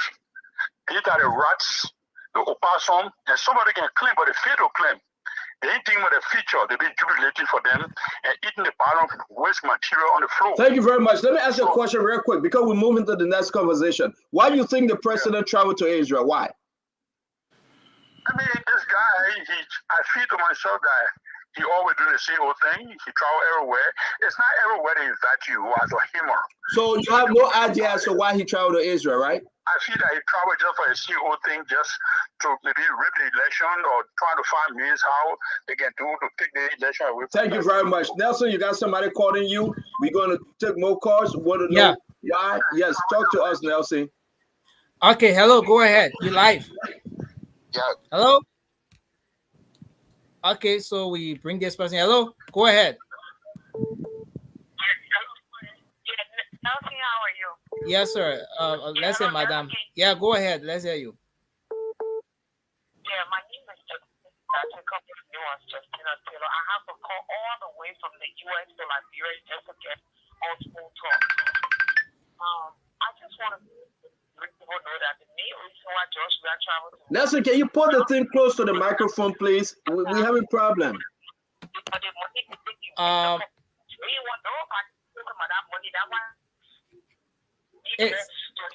Tell Justina to call me that right. I will bring her in from this end. We're not hearing her. Okay, so you can please call the other number there. Yeah, let you call me that right. Now on WhatsApp. I will bring her on. Thank you very much. Thank you. Let me take the last call, and when Justina called, then we'll move to the story. Hello? Hello? Yeah, hello, this is George Lowe. George Lowe, man, why do you think the president traveled all the way with a powerful delegation to Israel? Why? Second, we want to be very clear. As far as we are concerned, President, we had no serious objective, but our intelligence reaching us have informed our camp that there were some 7 Israelis brought into the country. And as a matter of fact, we had the whereabouts the 7 Israelis. It's expected that they were brought into the country because they said with all the data and all the studies being conducted, President Weah has been told that he will be defeated. And so even all the other plans that have continued to fail, so those 7 Israelis brought into the country with a plan to assassinate our standard bearer. And so we have the intelligence on that. And we'll follow it to the fullest. But one thing I can assure you is that our security team has been very, very proactive on it. And so as a matter of fact, I can say this with confidence. We've been briefed about it and we are aware of these plans. And I've said before when I used to come on the school, I told you people back in the days 4 or 5 years ago that Joseph Newman Boakai was going to be elected president. When many people were not even on board, when we never had something called a rescue train. We made the argument on this. So thank you very much, Josh Lobo. Thank you very much. We got to take other calls. That's what we know. Thank you, my brother. Thank you. Let me come back in studio. Fagon, we'll start with you. We'll bring in Fadika, Daniel Sano, and Wozi. While our technical team work in the back to gather more calls. Fagon, why President Weah traveled to Israel? What do you know? What I do know is that President Weah said from his own mouth that his trip was a holy trip. I'm quoting him. That his trip was a holy trip. That is what he said. He used the taxpayers' money, carried about 25 pastors with him, all of his friends, and that was what we call the diversionary political tactics to consume the people with the idea that my trip was a holy trip. Here is what we're told happened, that is floating out there that our drone have intercepted. He went to get assistance in the area of cyber work. He went to get a cyber team to use AI as well as certain software to handle the electoral process in a way that would disadvantage Joseph Numa Boakai. Point number one. His second reason for going was Liska. You know that the Papela Unleska died. The old man passed away. President, we are sending his condolences. And we are hearing that they went there, the old man's son took over, and we're still waiting for them to announce what deal they made with the old man's son. Mind you, if President Weah government does not inform us, or our representatives, who in this case happens to be the legislature, it means that we don't owe anybody. And I'm saying it today because I want the Israelis to hear it. I want the seditions to hear it. No, since we came back, we as a people of our country don't know anything about the Leska deal. And nobody said anything. So as far as we're concerned, we don't owe anything to the Israelis that's working along with us. And I hope Eugene Angbe hears this. And those are the three things that we know President Weah went for. He told us, one, it was a holy trip. But we learned, one, it was Leska, and two, the Israelis were moved from the hotel into a Jamaica resort restaurant, his 17 houses compound. It's now heavily guarded by security forces. And that's what we know so far. What he would tell us, if these allegations or these rumors are untrue, it is for him to say. Thank you very much, Eugene Lamin Fagon. Afadika, why the president traveled to Israel? Why? What was the main reason? No, what we are gathering is so many information. I think George Lobo was bringing one of those, and I mentioned that partly on my show. Israel is full of a lot of different kinds of people. You remember during the Valley Tally incident when some of the revelation from Sheikh about some group in something, and if you follow what some of the things that they do, they actually meddle in elections. They are being mercenary for hire. There are a lot of things. If you read online, it will show that when they met with the try to strengthen bilateral relationship with the Israeli government. That's what they put out there. I try to read some article that they infuse in on the web that they try to send Liberian students to do agriculture and blah, blah, blah. But the real reason why they went down there was to secure some funding as well. We heard my sources tell me that they got, I think, $7 million that they want to be using to bribe pool washers. That was information also surfaced. But it doesn't matter why he went there. I'm not very concerned about it. Will they succeed? Will the Israelis succeed in these elections? No. Only if we sit idle and allow them to. I don't think we are going to do it. We are going to jealously protect our votes. We are going to be ahead of the story. That is the only thing. They can make every attempt. We cannot stop them. But will they succeed?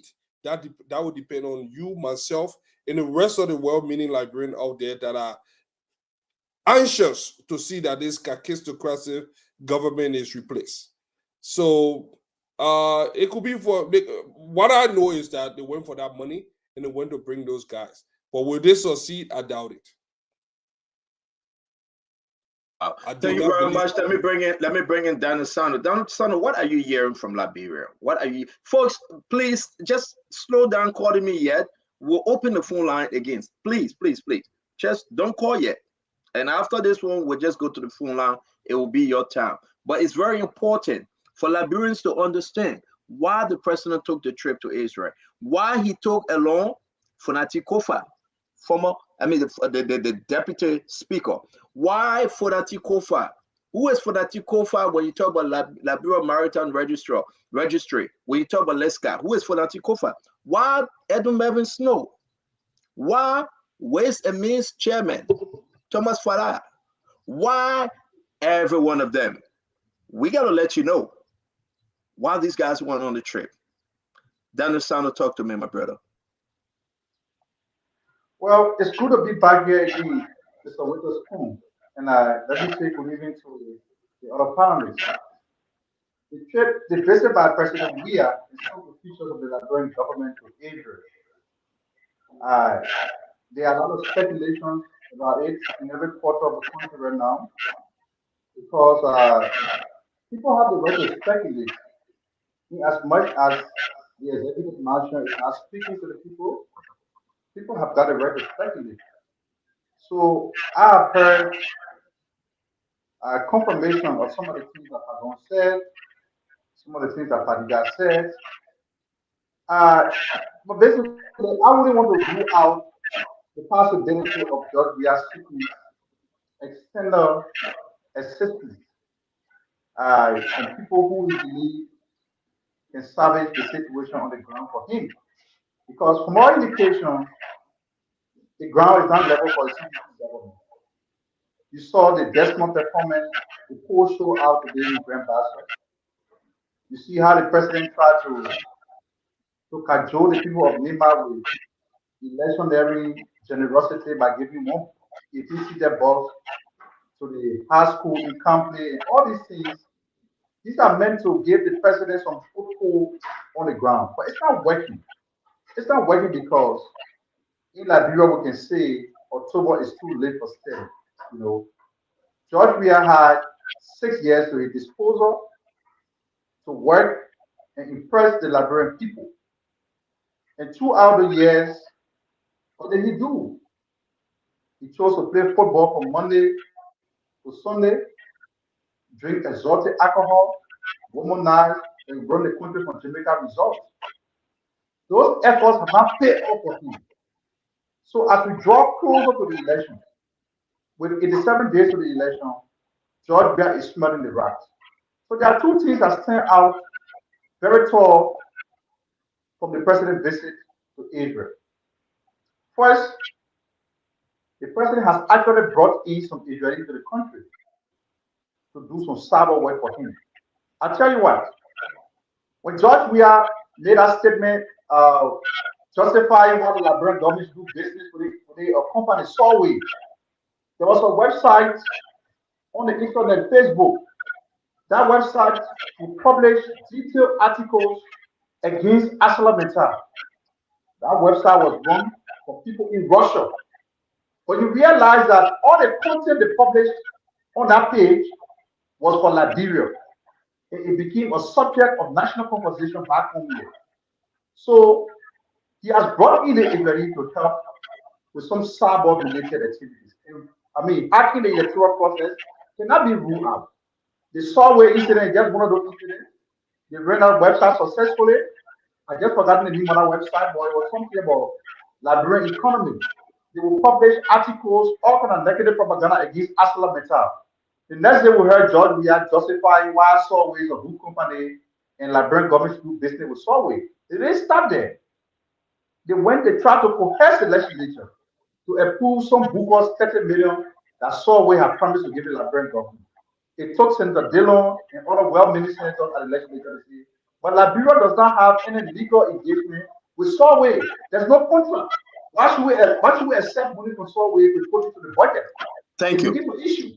Okay, so I mean, on a trip to Israel, it's very clear that the president is seeking external assistance, and part of the assistance is to bring in people who can regulate the electoral process, who can do cyber attack. Who knows? Tomorrow you're going to see a page on social media that will be attacking Joseph Baka, attacking mainstream opposition. Thank you very much. Thank you very much. Wozi? Well, thank you very much, Stanton, and thanks to my fellow panelists. The conversation is actually interesting. But let me first of all start by attempting to look at some of the things that the other panelists mentioned. Liberia and Asia have got a long bilateral history. That dates back as far as the 1940s, when the nation of Asia was created. The new version of the nation of Asia was, created at the United Nations. And then during the 60s, in keeping with the open door policy, President Tubber reached out in historical facts clearly tells us that the Israeli-Liberia bilateral relationship on a technical support agreed to build intelligence infrastructure in Liberia, which led to the building of the executive mansion. And then under President Doe, they attempted building the defense ministry they train some of the Satus and other stuff that the nation of Israel did for us. But at this point, when President Weah took over in 2018, Minister Fagon is here. He will attest that we followed his first trip to Israel. We brainstormed on a number of issues. We were instructed to lift news that Israeli investors were coming to the country. They're going to bring in money and all kind of stuff. We ran with that. We read a lot about the Israeli economy, the prospects, and all the kind of stuff. Nothing. But at this time, why is this so important? Now, something happened in Israel that got me laughing. Our president travels to Israel and is giving a regular accolade, not accolade, but a regular welcome, national welcome, courtesy. Not a state welcome. Yeah, not a state welcome. And then he's giving some kind of recognition, a traditional welcome, where the Israelis give the Jewish candlestick as an honor to excellencies. Historically, they give similar honor to President Doe, former President Doe. Not because he did anything for Israel, not because he was doing anything good in Liberia, but because he was the head of state of a country that had to create them. If you follow the meaning of that honor, what they give President Weah. Yeah. And then our people in Liberia are celebrating as if that honor meant that Israeli companies were coming to create jobs. So you see that it's an embarrassment to some of us when we see this kind of thing happening, because those in charge of CDC propaganda are supposed to know better. The fact is that the president is being deceived by a lot of people who don't know what to even do. So the message that they run out of message, they don't even know what to even lift. So they're lifting anything. When the president buys a new Adidas sneaker, they run with it. It doesn't make sense. There are essential things that we should be looking at. Now, going to Israel at this time, in this period, the Israelis are noted for managing intelligence, breaching intelligence structure, influencing, helping with quote unquote mercenary operations. And then at this time, no US country will want to invest in another country when the country is going to elections. So it is a big mispresentation of the facts for anybody in government to say, oh, we went to Israel because we want to attract investment. No US country will want to invest or promise you investment when you are going to elections. The first thing they will take note, but they won't make any commitment. So I think instead of calling it a holy trip, the other thing that got me smiling, and that was very funny though, they say, oh, a holy trip. Do we have a tradition in Liberia where our president makes holy trip regularly? The answer is no. Okay. Who are the pastors you carry and what the basis? Some of the pastors you carry are religious rebels. They have questionable religious scepters. In fact, some of them are noted for breaking churches. They are noted for loving to females in their churches. I know some of their girlfriends, some of those church pastors that he carry. So those are the worst group of pastors that he carries, some of them that we know. So was it a clear religious trip? Thank you. The answer is no. Thank you. Let me bring, thank you, Wozi. So there is something beyond that than the real one. All right. So let's talk about what is beyond it, though. Folks, I need your attention for a second. It's very important. Let's put this up. Can you guys see this? Is it up, though? I mean, it's clear. Okay, is it up, right? I'm trying to. Very clear. The meeting in Israel, while President Weah went to Israel, has been reported, and information we're receiving, President Weah met the Israeli team. They presented the network of 5 election manipulating firms, including one owned by 2 Israeli brothers named Tad and Zohar Hanan. Below is a screenshot of election manipulation package that the Israelis say any of the 5 firms can provide to Weah, and Weah only need to decide which firm he wants to work with. These are the information coming through Spoon. It's very, very important. It's very, very important. Let's move on. These are the informations from our sources. So we're going to report this as the allegations move on. One of the software they use in AIMS or Advanced Impact Media Solution. Here are the few countries this company have manipulated elections and what exactly they did. You got Kenya and you got Nigeria. Let's move on. You want to know what person where went to Israel? Now, that one portion of this. The background, let's cut. Fagon, Mr. Minister, can you tell us LISCR, that entity, what does it do? Well, they somehow regulate and work with our maritime group, our shipping registry. And you know, I think now we are third or fourth, I'm not sure. We fly one of the largest fleets in the world. They fly our flag. And all of our monies, basically, our big money come from over there. And so they are like the company in charge of all of that crap. And for them to be involved, why would Lescar conduct a poll, a survey, or anything of that nature? What's their interest? That's not their job.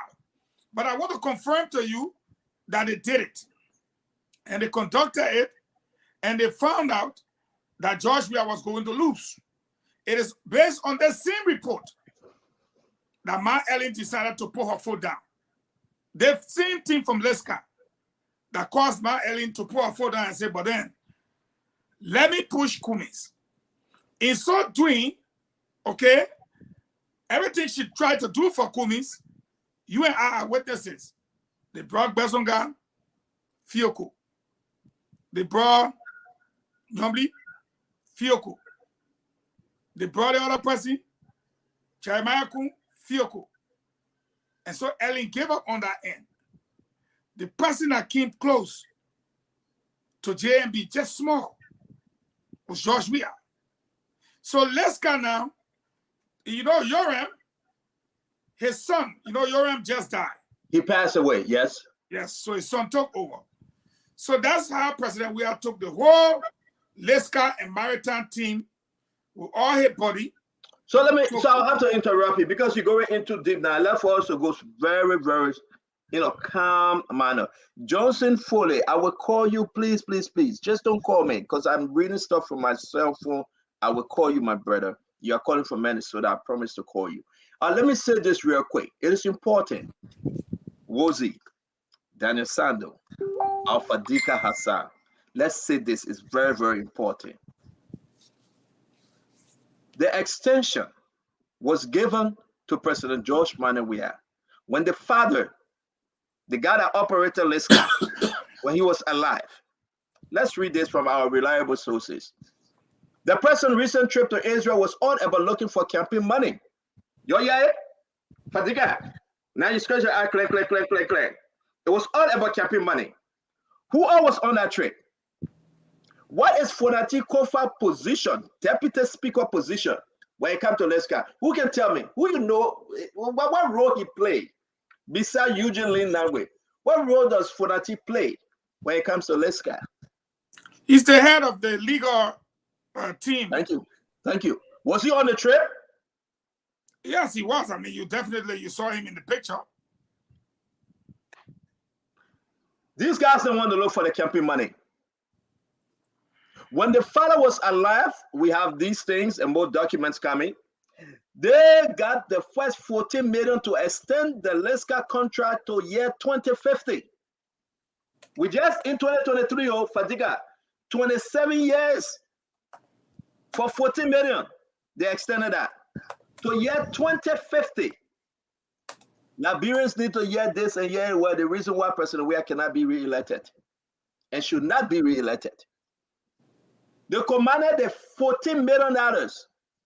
You all have forgotten explain this thing and saying that we're running one of the largest fleet in the world when it comes to our operation on the sea. These guys don't travel to the United States, they go to Israel, they go all over.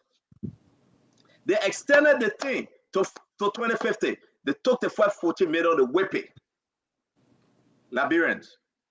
Immediately, the Omer passed away.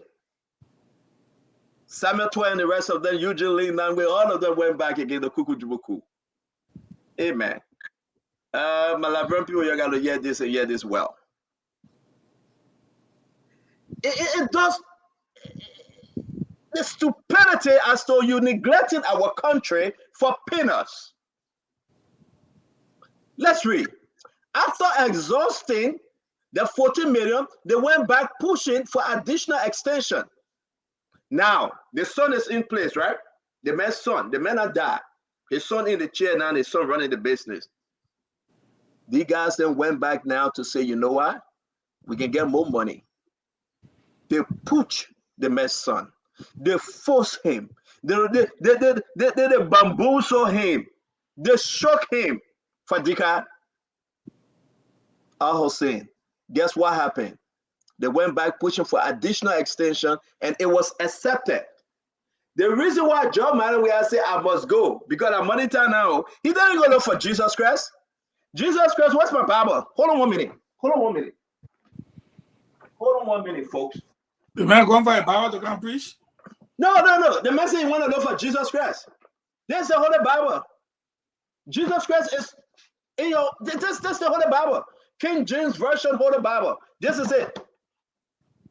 Fatiga, you see it? The man didn't go look for Jesus Christ. I want the folks to see this. So let me come by there. Because I don't know what James Good is going to hide himself. This is the Holy Bible. The man didn't go look for Jesus Christ, my people. The man told you guys that he went to look for Jesus Christ. He went to float on the water. He went there with Edward Melvin Snow for them to swim. And Webb said, don't go in the deep side, because the Israeli will not free you if it's drowning. They make him back to the country and say, you see, and you touch me, you will be holy. Oh. If you touch me, you will be holy. They make him back. He said, touch me small now. Touch me small.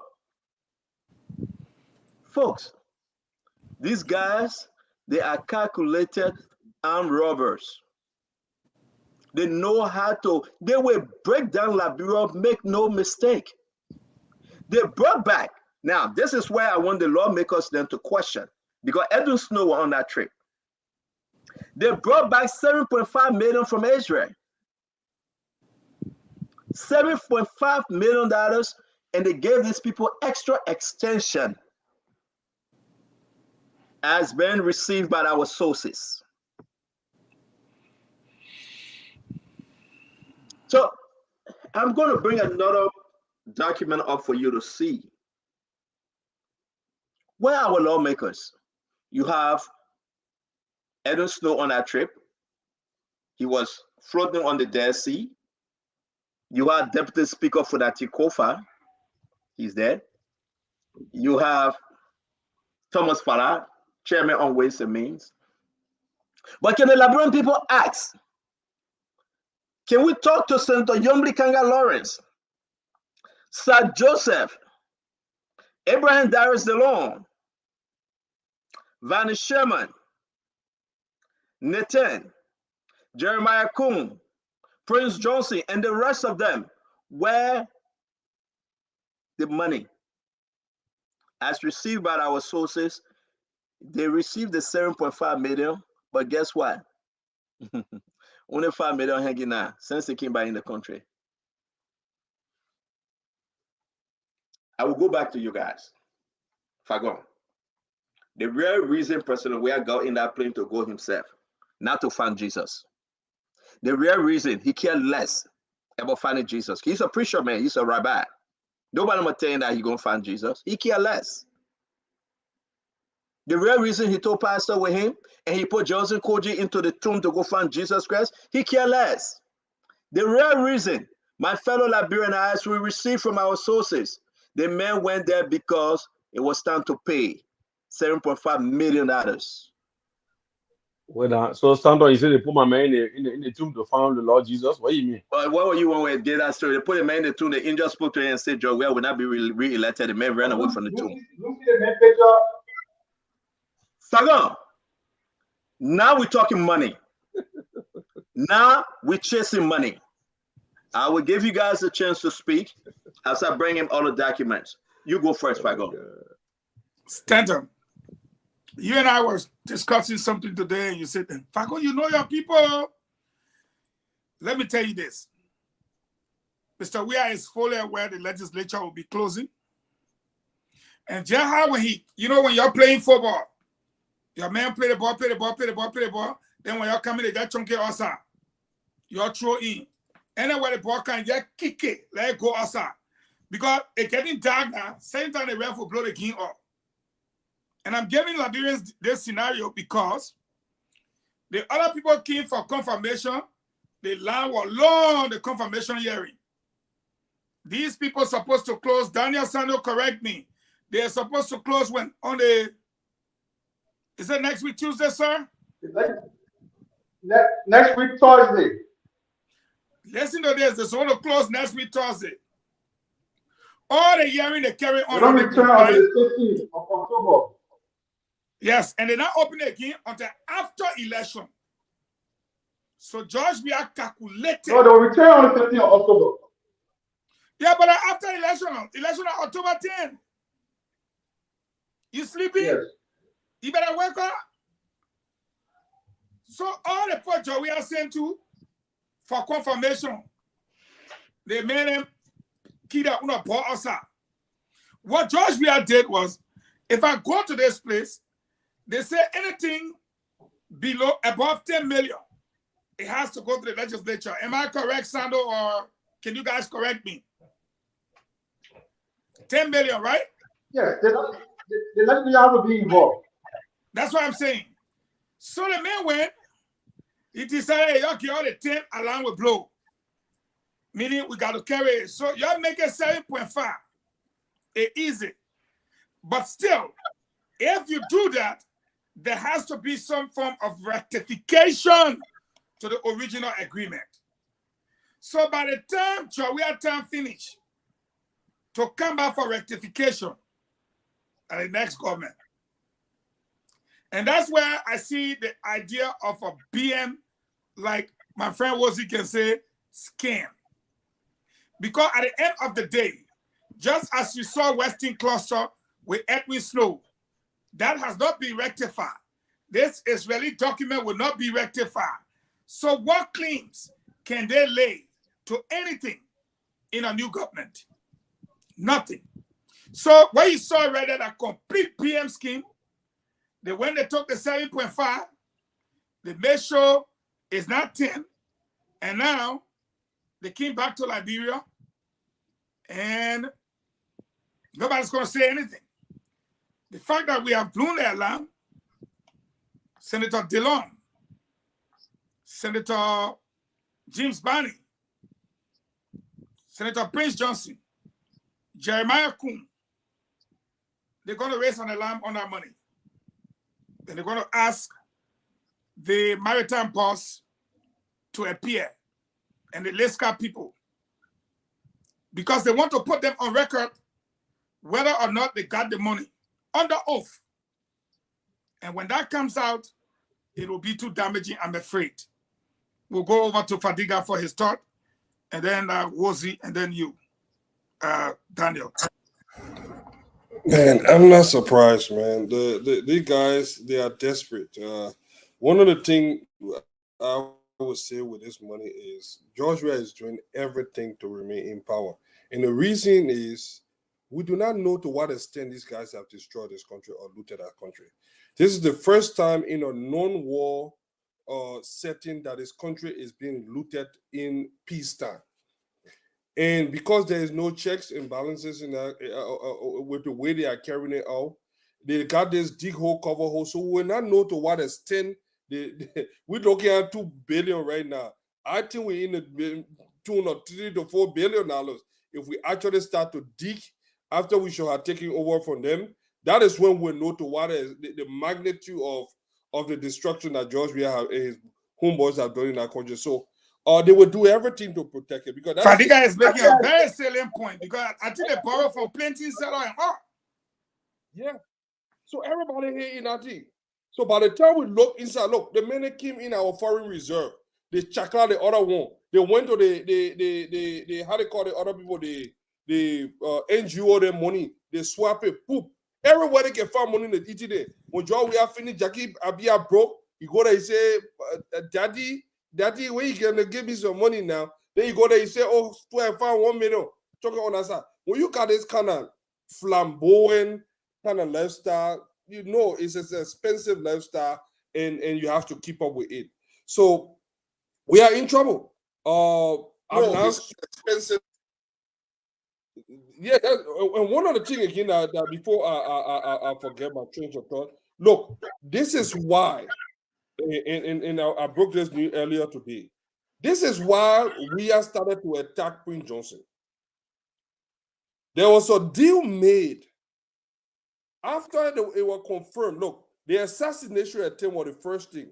When no guy felt that Ambassador Boyka would have been eliminated, they thought, at least in their mind, they would have eliminated him through that assassination attempt. When that didn't work out, that's how they went on to Israel. Because the first thing here was to eliminate Ambassador Boyka from the process. That did not work out.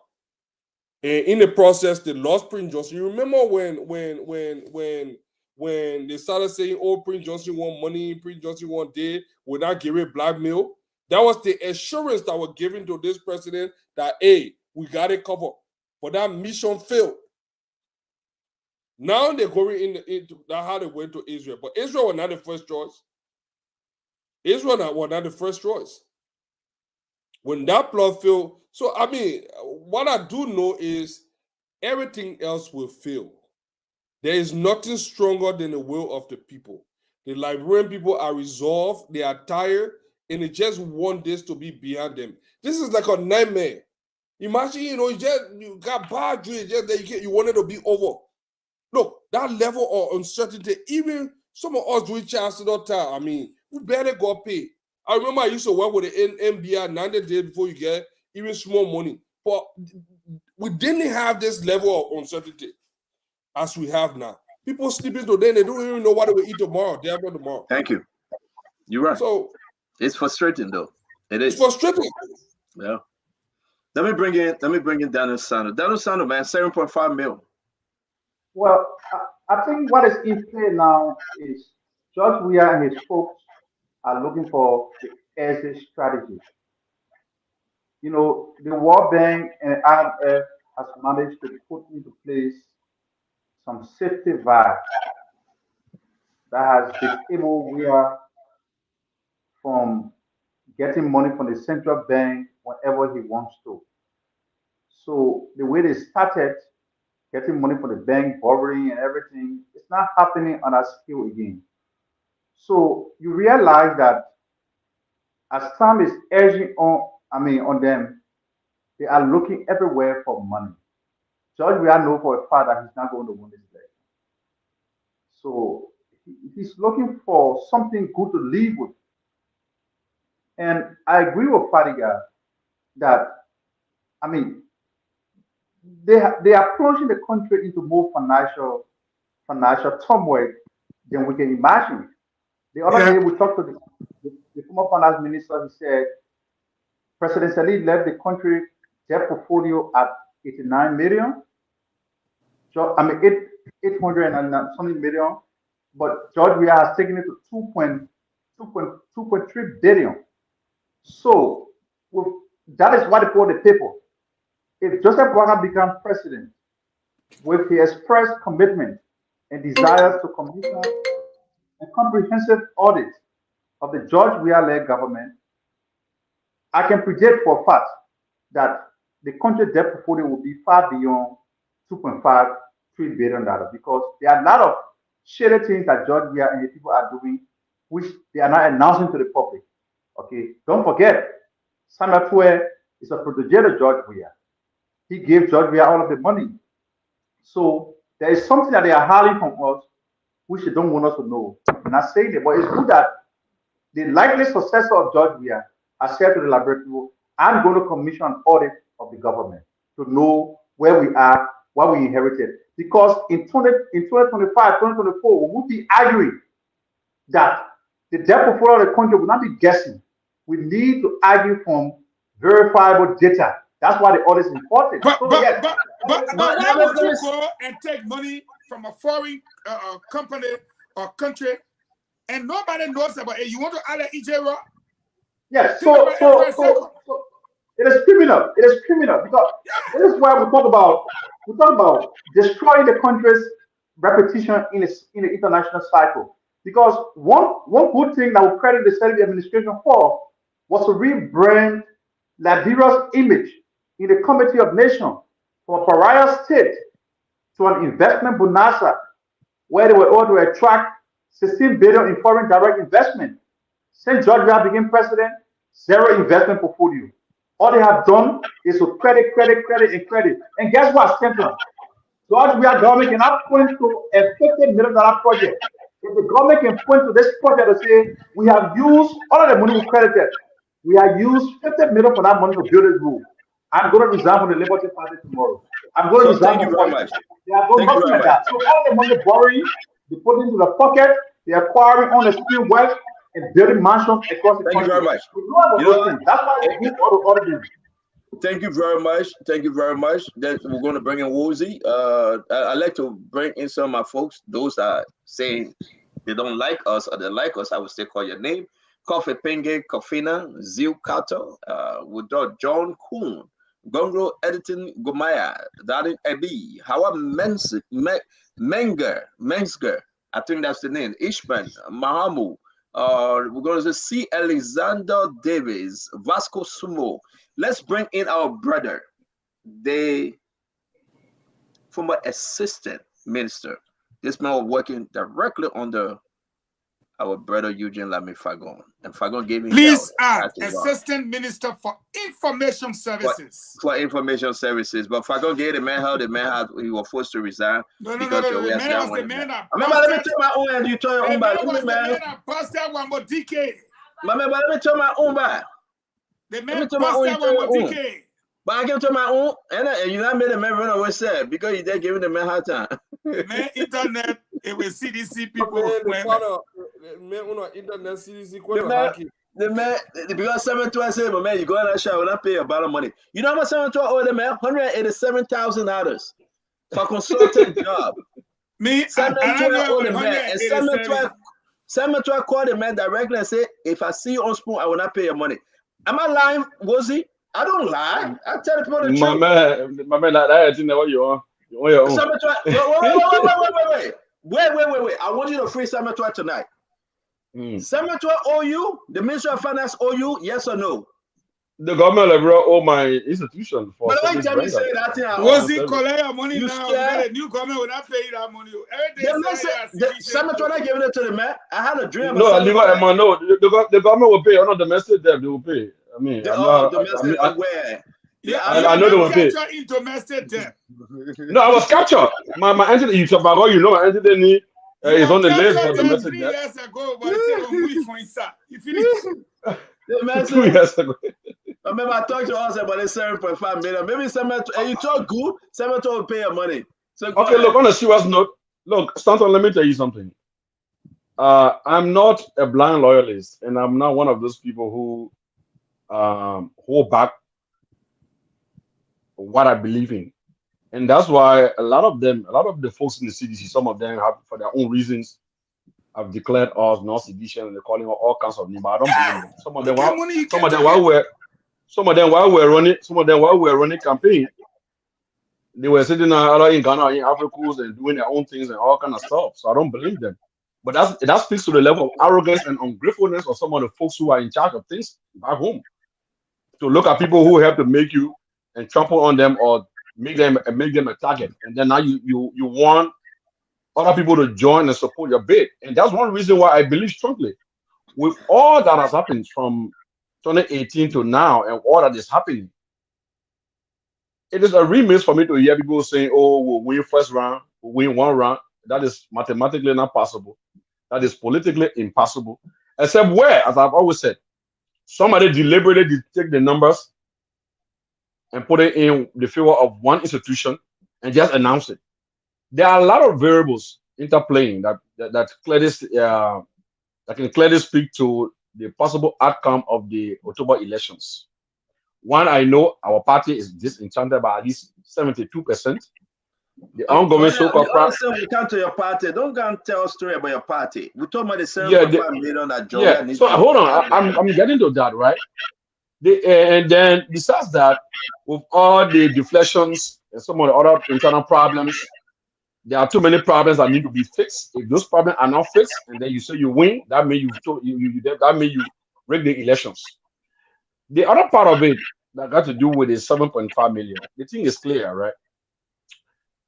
As I stated earlier, when I saw the deputy speaker on the trip, who is quote unquote a lawyer, a routine lawyer for Liska, got a long-standing relationship with Liska, and I saw the chairman of Ways, Means and Finance. Usually on those kind of trips, when the chairman for Ways, Means and Finance is part of it, he's there to collect the portion for the lobby in the legislature.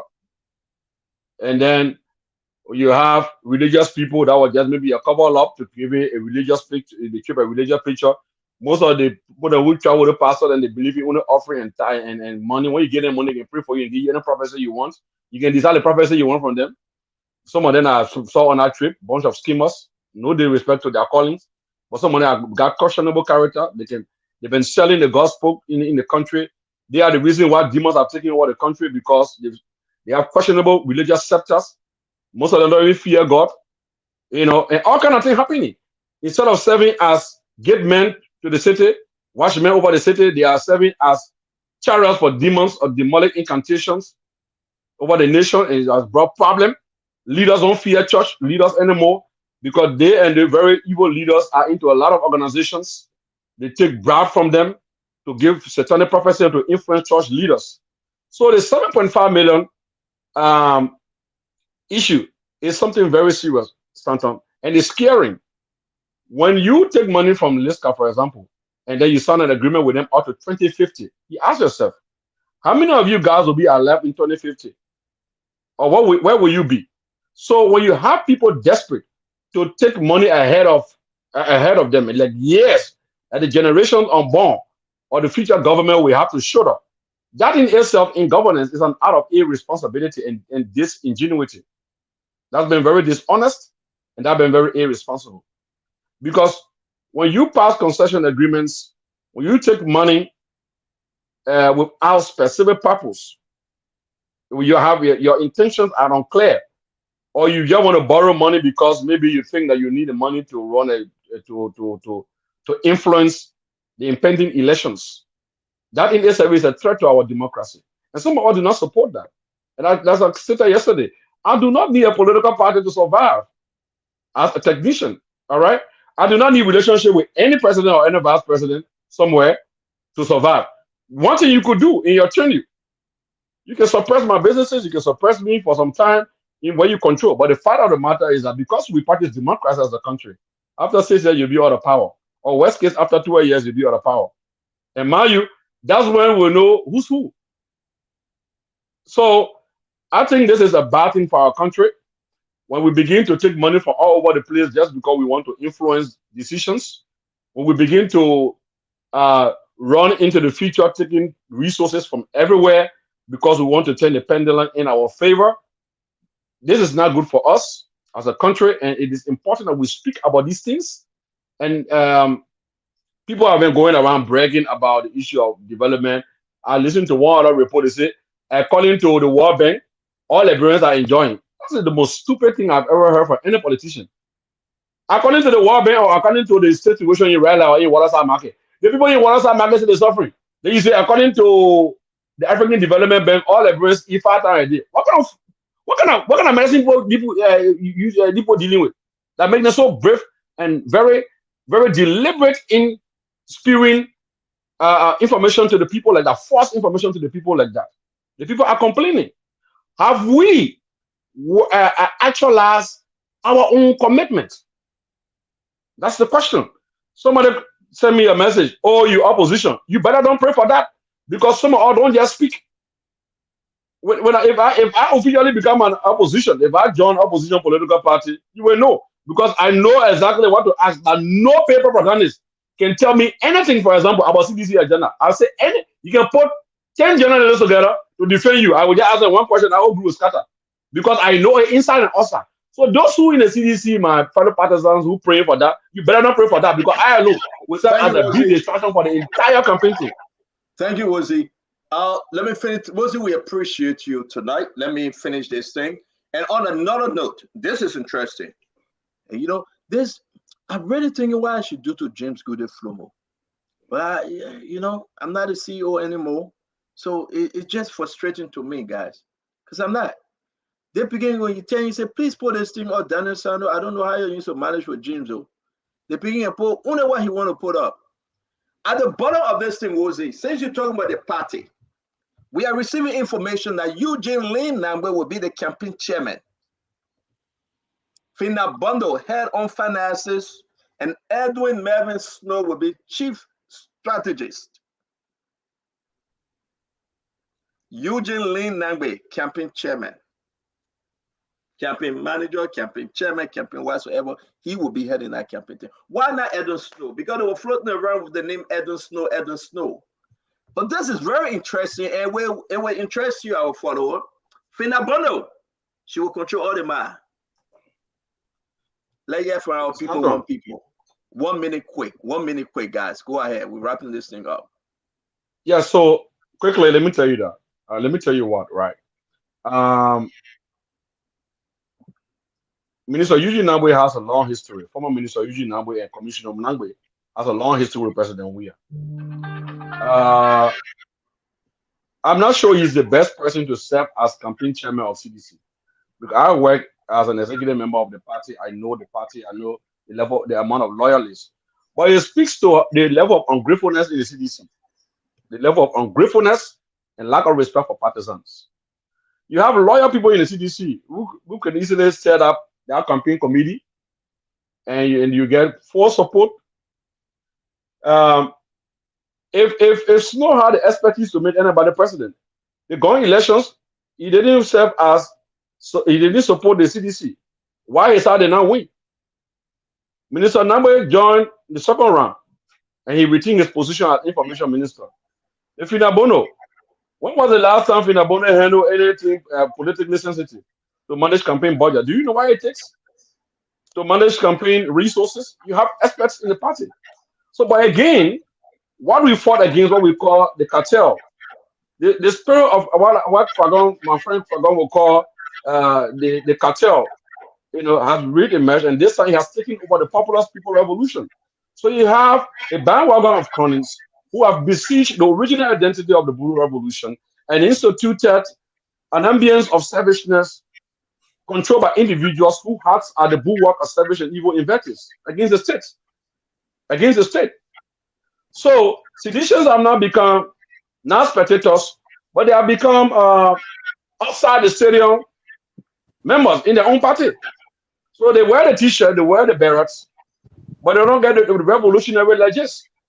Those who charge gossip to the president, those who sit with him, those who he feels comfortable with are the ones that are in charge, although they do not enjoy the support and the courtesy, the respect and the loyalty of the partisans down the line. And that is the reason why they succeeded in hijacking every position in the government and give it to their relatives who are not supporters of the Blue Revolution. Thank you very much. Daniel Sando, we'll bring in Fagon. He will be last on this one. You have Edwin Snow. They said they were going to give him this campaign chairman thing. They took it from me and said you are the chief strategist. You have Fina Bono talking about the money. And Eugene Lane Nangbe now is the name up there that he will be the campaign manager, campaign chair. Talk to me. Well, I think George Weah is trying to give Mr. Eugene Nangbe, because I think after Mr. Weah is defeated on October 10th, Eugene Nangbe will have no more space in government. Mind you, this man is more or less a parasite who has survived on every government Nigeria has had for the last 20 years, 25 years. So I think George Weah is trying to give Eugene Nangbe a retirement job. Again, one thing that structure tells you is the mentality of George Weah himself. He ran the government predominantly by people who are from the Southeastern region. And now look at the campaign structure. Eugene Nangbe, the Southeasterner, Fina Bono, the Southeasterner. So there's no sense of decentralization. And that is why the CDC is going to be defeated. If there were anybody out there thinking as to what our source of information are to say CDC will be defeated, how tangible is the information? You just need to look at the CDC itself. Those who laid down the life for the struggle in the CDC have been ostracized and marginalized. Where are they? Is Eugene Namwe a seditious to be chairing the CDC campaign? But anyway, it is wrong to interrupt your opponents when they are making a mistake. What I want to conclude by saying is that in 2014, when Governor Bill Jones was at the Central Bank of Nigeria, he dished out the country money to people who he believed could make him president. Joy Howard Taylor was one of those persons. She took millions of dollars from the bank and gave loan in 2014. She got elected. That money has never been paid back to the bank. Today, as we speak, Joy Howard Taylor is dean. He's in Bond County distributing out loans to market women. So the way the people have crippled the Liberian economy has got no limit. Okay? If you think by giving people loans when we have to get re-elected, it's a waste of time. I hope it's what they're doing. Because when Joe Biden becomes president of this country, some of us who are passionately supporting him because we want to see our country transform to have a responsible leadership that delivers the dividend of democracy, there will be an audit of all these financial transactions. And we pray that God gave people the joy the opportunity to live so they account for all of the crimes they committed against the Liberian people. Thank you very much, Fadiga. Fadiga, talk to us about this thing while we wrap up. Usually, we're going to be campaign chairman. Finabono will handle the money. And our man, for me, I feel within myself that the reason why they cannot get to Edwin Snow because they believe that Edwin Snow will be supporting Jeremiah Kuhn. They really at this time they do not trust Edwin Snow. Now talk to us, Fadiga. For the thing that the Daniel Sanders say, when your opponent making a mistake, you will not help them to correct it. We need them to keep making a mistake. No, this campaign team is the reflection of the money eater for the last 6 years. The reason why they cannot bring anybody in, these are the people. These are the people that were in the photo. Remember when they made us so in the photo? These are the people that were in the photo. They do not have no. Let me tell you something. This revolution that was started, whatever they called it, like Wosi said, was hijacked by a certain group of individuals that didn't put in as much work. So when it came time to share the bounty, they left a lot of those people out. Even people that tried to join them, they threw them out. Now they are confined to a small group of people that benefited from the loot over the years, and other people that sat down that were just spectators or were not even on the field, they are saying, I'm not going to put my neck on the line. You ate the money, you looted the country, now you run the campaign. And we all know why Finabono have always been the go-to person that control the president purse. That's another thing too. So they try to keep it among themselves. You know, these guys, look, when you look at the CDC government, you can only count about 4 or 5 individuals that have been the one to actually carry on that bear the greatest responsibility of looting the country. And those same individual names will always keep popping up. So if you look at the campaign team, it is a reflection of those looters. I mean, I can hear you. So yeah, I'm sorry, man. They're picking James here. I don't know. You tell the man from Feasible and carrying to Europe, the man forget culture and tradition. You know, Fagon, seriously, man. Talk to me, Fagon. They're picking out in my head. You gotta call Pekele. I believe that Pekele doing this thing to James. No, James is a friend to Jefferson Koji. But because of all the things Koji going through, so James' best friend has to be the go-between him and Koji. They call him Pekele. The guy who was hauling. Yeah, I know, but where they get the picking Pekele name? That how he looking Pekele. You know when they say something, say Pekele. Yeah, Pekele. Yeah, Pekele. Get to tea anyhow. Just anyhow, is that calling Pekele? You know, that. But Fadiga, you finish? because I want to lay this thing out for the Liberian people. Go ahead.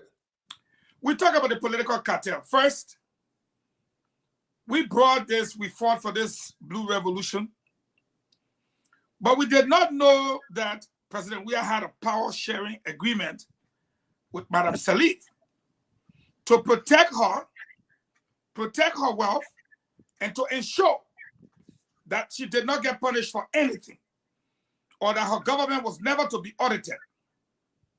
The mistake they made was that Madame Salif instituted an audit herself and forgot that she did.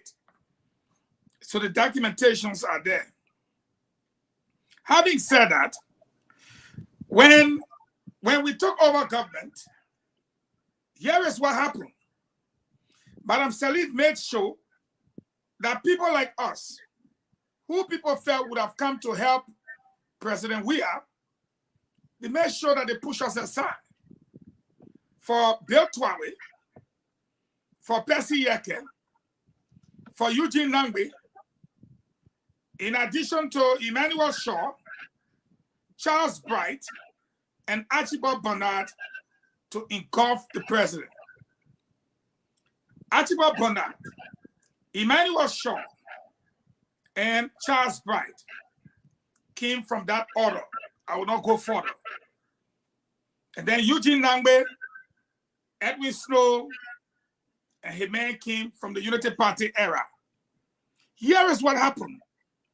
You and I know that Ellen appointed Bezonga, Foreign Affairs, because she wanted to control the foreign affairs of our country. She appointed Prince Johnson and Daniel Ziaka because she wanted to make sure she had control of the military. And when you hear me talk about these people, they are people that were working with her, so she said, George, let them continue. She appointed a deputy to Foma because Foma said, I don't want to be part of leading.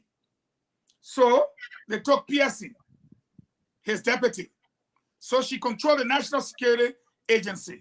Then she controlled the military. Then she moved on and took Celia Coffey Brown to control the port. Daniel said, no, up to the last day we voted. She took Celia Coffey Brown to control the port. We are appointed her. Then the man over to National Housing Authority, Samuel Wuru, she sent him to take care of land, sea, and air at the Transport Ministry.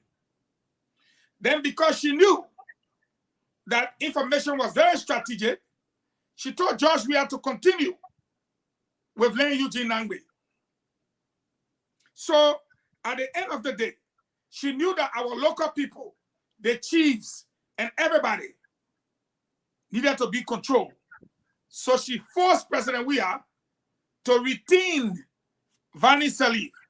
Vani Salif will go down in the history as the longest minister of Internal Affairs. Okay? Once she was finished with Vani Salif, Bezonga Finlay, Samuel Wulu, Bill Twawe, everything was due.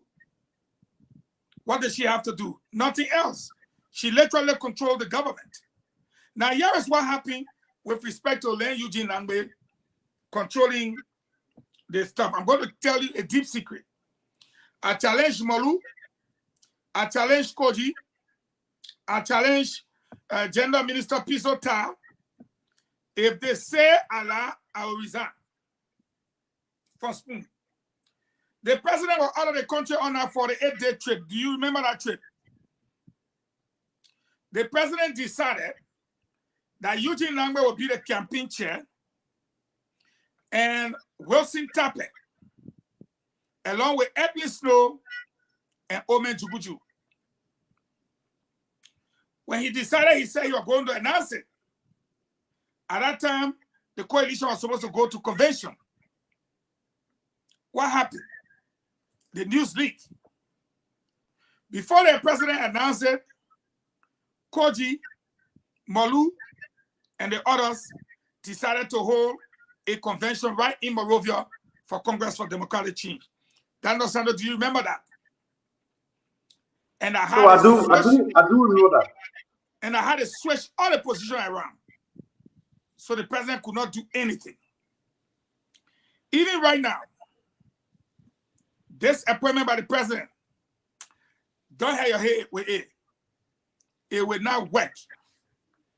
The CDC people will not let it work because of Len Eugene Nangbe, Ezra Akinsanya, Ome Chukuchu. Ome Chukuchu is the current foreign minister. That's how they call him in the CDC, Ome Chukuchu. And so they went ahead and did their own thing, and since then, it has been that way. So Ellie is still calling the shots. And I can tell you this for free. During campaign time, that's when people get smarty. Therefore, the whole CDC thing is going to crumble because the MPP guys are not involved again. The group that left with them. The LPDP, they throw them out already. So it's over. Thank you. Thank you. Folks, let me say this. We got to go. We got about 15 minutes. It is important. If you are in the Spoon chat room, the WhatsApp Spoon chat room, every document we are sharing is there. I want you to read it. I want you to understand it. Every picture, every information, we're going to put it in it and you can share it. We're giving you first right, first privilege that you receive those information because you are part of the Spoon team. The thing about the $7.5 million, the thing, every document, we'll just put it in the chat room. Because we got a lot of folks joining our chat room. We encourage you, do not follow Fagon, follow the late night politics on Spoon. We have created our own chat room. Let me tell you right now, don't follow Fagon. I'm not giving you no more info. When you see the logo here, you know that the chat room. All I need you to do, my phone number up, 609-649-4206. Please show my video where George text me your name. You may interrupt me. Text me your name and your phone number to WhatsApp, and I'm going to add you because every information I share on every show moving forward, I will put it in the chat room. And I want you to share on Facebook. I want you to share it. Don't keep it. Everything I put in the chat room is not a secret. It's for you to share. It's for you to share. So I'm telling every one of you, please, it's very important you text me your name and your phone number on WhatsApp. I'm going to move you into the chat room. We're going to have that family relationship. It's very They don't important. have to do it. When you press save, their name will automatically appear. They will be saved as under the name that they registered on Facebook. Some people putting the company name under that thing. It confuses me. All right, hold on and play. Yeah. Well, But yeah, you gave me out to my man, but this is not your show, man. Yeah, but where you come from, man? Why did I have a question for you? What? Why the president we have refused to shake Zanzankawa's hand? My uncle. All right, so, but who is Zanzankawa? The head of the traditional council, the chief of the whole country. My man, they won't buy with spade, they paper spade president we are. They paper get president we are Huawei. So a hurting president we are. No, seriously, the paper did something that the president didn't like. President we can pay there, Daniel Sano. He loved to pay there. The video is there. The man refused to shake the man's hand. But you see your begin. You see your begin James. So we are the last play you carry. But hold on. Your begin James refusing to somebody tell me that James speaking what going on with him. They begin cooking beans double G right now as we speak. Beans double G he cooking. I can see it in the back. Yeah, the man cooking beans double G, the big pot of beans with dry fit. James, can you pull Fagon video up? Yeah. Can you please? The man refused to shake Zanzankawa's hand. Zanzankawa video when they went over there today, but man, can you put it up, please? We beg you, my man. He crossed the line. So the man gonna put it up. Let's show some of the picture. I beg you guys. Fagon, this is CDC. Fagon. Yeah. What are you saying, Daniel Sano? They got Wait a minute before Daniel come in. What I'm seeing, you remember when the people went to raid our station? They never had bikes. They had to jump on. Look at sheriff go raid radio station and begging people to jump on the bike and go. But look at President, we are party headquarters. Police didn't get back. Military people didn't get back. But you send 1,000 bike to Nimba with 4 MTA buses for the school. The post said he should send some more. Daniel, look at Yeah, CDC headquarters. Money wasted, man. The 7.5 million working, the 64 million working. Talk to me, Daniel. but we also got information that part of the reason why the government mishandled the 100 million worth of drugs case was because they were getting some 100 pickups and motorbikes in return from the drug dealers. So that the CDC now has these pickups and motorbikes in abundance, it doesn't surprise me at all. But I think what that speaks to is to the conscience of the Liberian people. They are district education officers, county education officers, district health officers, county health officers who don't have no means of mobility. For the last 6 years, they cannot move across the various counties and regions to do their work. Hey, man. But here is the CDC. Here is the CDC in the name of politics now distributing motorbikes and pickups across the country. So this is the reason why these kind of logistics cannot be of help to the campaign of the CDC. Because even the person who is using it will not appreciate it. You cannot suppress the people. People who are employed to work for the country to improve the system, the health and education system. They don't have no means of mobility for the last 5 to 6 years. And campaign is coming, you bring in abundance of motorcycles and pickups. I like the way Pagon put it. The people in Nima are requesting for more motorbikes and more pickups. They will take the logistics, some of them will sell it, some of them will concede it until after the election. And the CDC is not going to win any election because a motorbike or pickup will win election in the country. By this time, there are people who have more money in 2017 than George Weah. They Thank who have you. won the election. We got to go. I won't bring in Fadika and Wozi. Daniel Sano, this thing is getting crazy. Brand new bike, brand new. The guy that's spending the money. Boss is going to Nima County. Joey say he must win. He regretting why he spoke badly of Prince Johnson. He was crying the other night why Prince Johnson had to leave him. He got mad with some of his folks. He cried and said, "How can we bring Prince Johnson back?" The people said, "Chief, we cannot. The man gone. He gone for good." But look at these bags. Look. And before we go to Woozy and my brother Fadika, Edwin Snow returned after they came from this trip. After they came from, you see, President, we are praying. We're wrapping this show up now. The man get his thing on his head, he praying. He said, "Lord, forgive my sin, help me to be re-elected."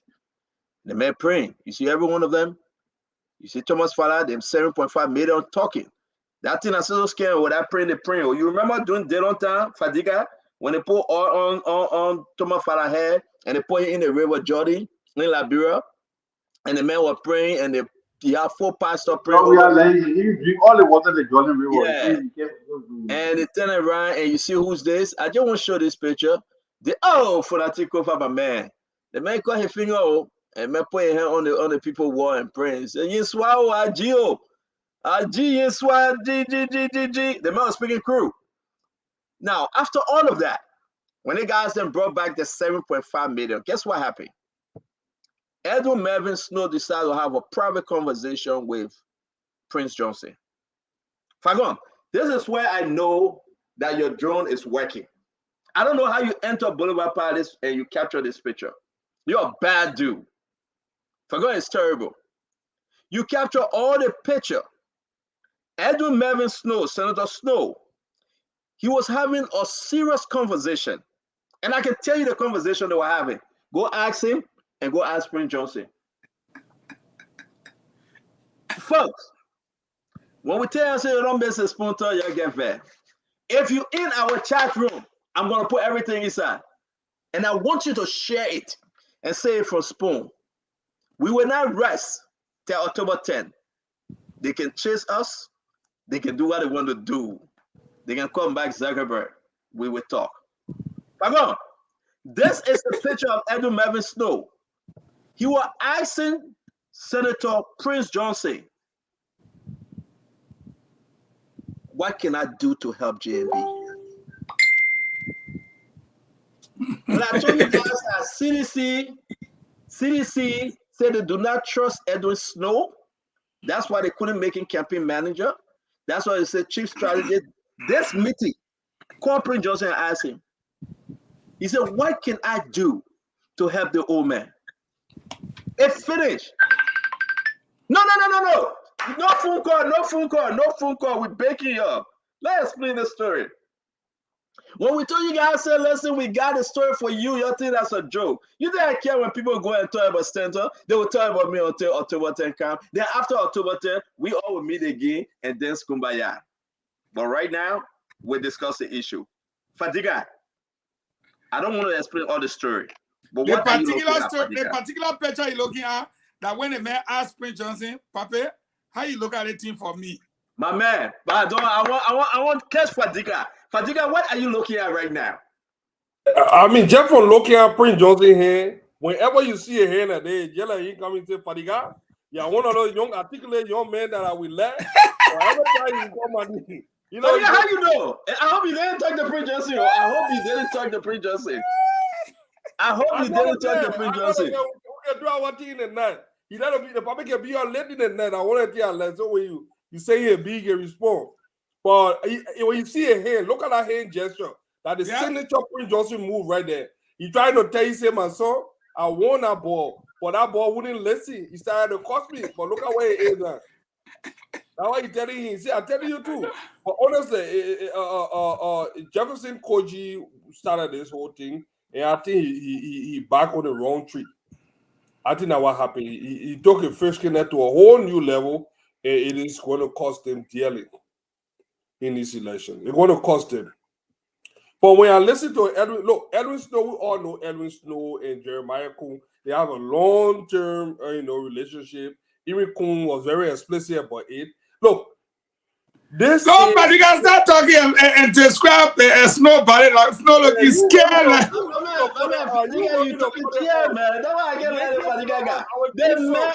the man in front Prince Johnson. Look at Snow face. For a body language expert, Edwin Snow is in a subdue, and look at his hand. He got two hands resting on his thigh. Right there, it shows submission. That means you have already agreed to Prince Johnson, and he gets there subdued and saying that, like a little timid, like little puppy, I mean, you're telling people they shouldn't play with spoon. The thing over.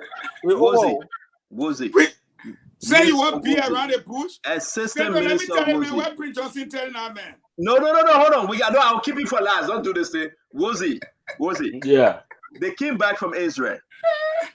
The man was floating on the Dead Sea. The man went to the wall. He was praying like for that Kofa.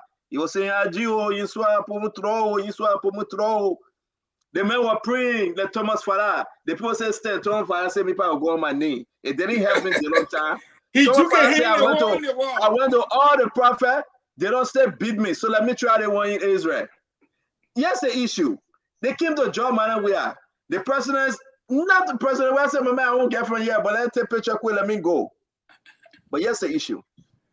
They went back to Liberia. We'll see.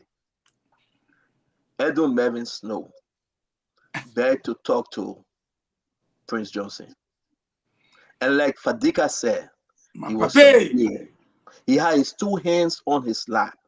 He was negotiating aggressively as to how he can support Joseph Yima Bouaka. And at the end of the day, Sedition saw this and they came out and said, we cannot make this guy our campaign chair. And they agreed. And they know that because of that relationship, there's a possibility that Edwin Mervyn Snow support his brother Jeremiah Kuhn. Fadika, former assistant minister, or sedition in rank and file. Talk to us.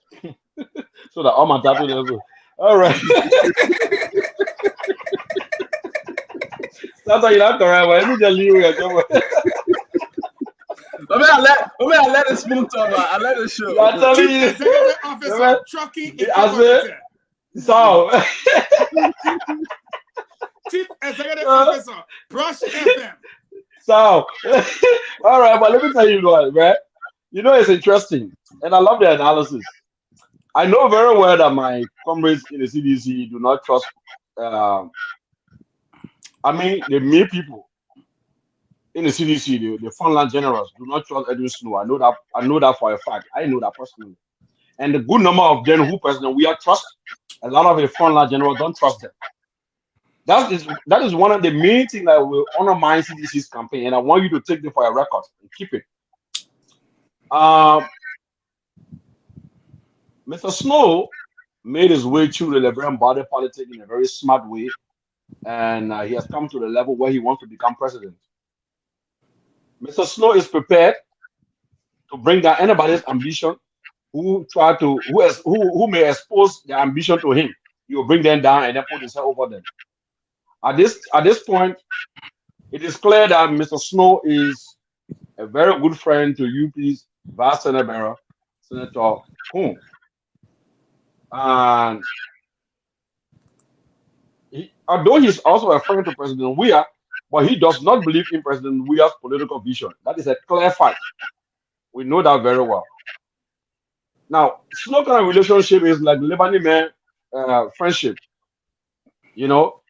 So only a foolish politician who is tired of power will want to open up everything to Mr. Snow, because Mr. Snow also wants to be. He's looking for a chariot to take him to his ambition, to drive his ambition. That's what he wants right now at this point. So when you see him getting a plane with President Weah, and then go to Abuja, and then he posting the picture all over on Facebook, it's good. He's a politician, and I don't hold that against him, because that's part of the game of politics. But I can tell you that Snow is more of a UPist than a sedition. It's a Snow's sincere political belief, his love is actually just like a man who is married with several girlfriends, right? Although he goes all around, but he's always reminded of his marriage. Don't I was sure when your son gonna parable na yeah, but don't. That's how Snow is. Yeah, so that's who Snow is in liberal body politics. But again, Snow is not somebody to underestimate. That picture you see there, so Snow has certain grace, certain kind of spirit, a personality. Even when Snow wrongs you, he always try to reach out to remend a broken face, because he's always conscious. You are quite correct. Let me interrupt you briefly. You are right. Snow get that atmosphere to bring you back with that grace, and I respect him for that. He's that kind of politician. He know how to play around you, though he doesn't like you, but he will bring you closer, and that's a smart move. That's a smart move. So now, that's why he's using right now at this time, because he know that who is his boy, the guy, other things down the line, and then Mr. Weah is president, and he need the power of the presidency, the influence of the presidency. So he said, well, although I don't believe in this guy leadership, but because he's president and I'm representing the country at ECOWAS, I need to maintain friendship with him. Even if on the plane I just came, I gotta do that to be around him, because the president also needs him. My youth Snow has got a very good connection in the international among the African leaders and in some areas, some organizations and so forth. So the president needs that connection as well. So he's more or less trading politically than committing any form of loyalty. But his little loyalty that inside him belongs to Unity Party. I'm telling you this today on this show, and mark it. Thank you very much. Let me bring in Daniel Sano. We got to move to Fagon to wrap this thing up. We got more information, folks. Let me say this. As of now, we just added 500 and some more. I'm adding them as we go, because they are stayed saying, please add me, please add me. We're going to build this chat room up. We're going to share our information with you. Trust me, once we discuss it on air, we will share it with you. I want you to run with it on Facebook. I want you to write about it on Facebook. Then you put hashtag Spoon Talk or hashtag Late Night Spoon. You have to do that. We will give you, listen, if you're sedition, CPP, anywhere you may be, come and join the chat room. UP, come and join the chat room. Because what I put in this chat room is for public. It's for the public. So do not be afraid. If you don't want to talk your secret, don't come in the chat room. They're woozy, they're talking about people girlfriend there. I'm not putting him in the chat room because it's not right. Okay? That is how. Go ahead, my brother. Well, I mean, I have Senator Snow has managed to navigate with in Liberian politics. I mean, and that makes him to be the person he is. But you know, when I listen to Senator Snow, a couple of, I think last month he was on radio, he doesn't sound as passionate and enthusiastic as he was when this whole We Are Read they started. And I remember I phoned him on that day and I told him that I'm happy that he getting to realize that the reality on the ground doesn't favor We Are, and that's why he doesn't sound more passionate, doesn't sound more convinced about Joe We Are re-election.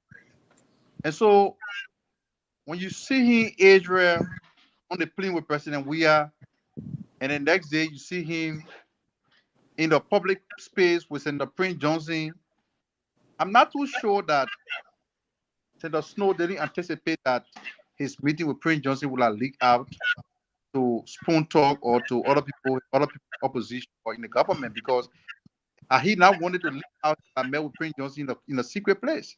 But both of our parties, everybody go for meeting, people go there. It's a basic place.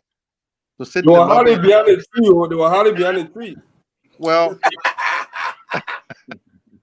at least if I'm not in a secret place. But I mean, the point I'm making here is that he knows how to navigate his way through. And the father has said that he's not as passionate and very enthusiastic as he was with the job we are re-election as he was from the beginning. Speaks to the fact that he's getting some realization that the reality doesn't favor George Weah. And you know, every politician want to be on the winning side. So if you see him having background conversation with Senator Prince Johnson and other people from the rescue mission, I do believe that for us to win the election, everybody on board.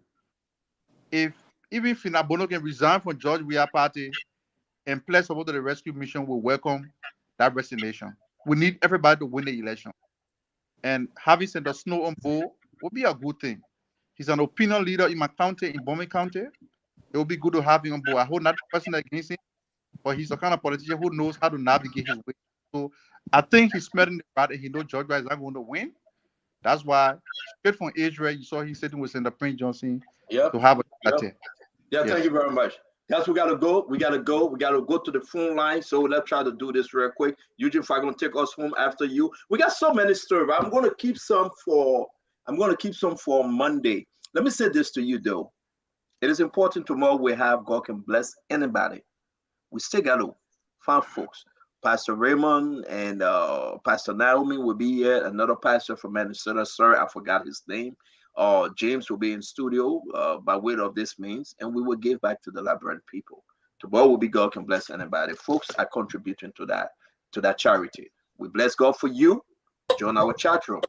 Be informed. Be informed. Be informed. Fagon, Snow, this wonderful picture. Before I do that, you also want me to play your video. That how you call him, George Madden, we are the president refused to shake hands with this guy. Talk to me, Fagon.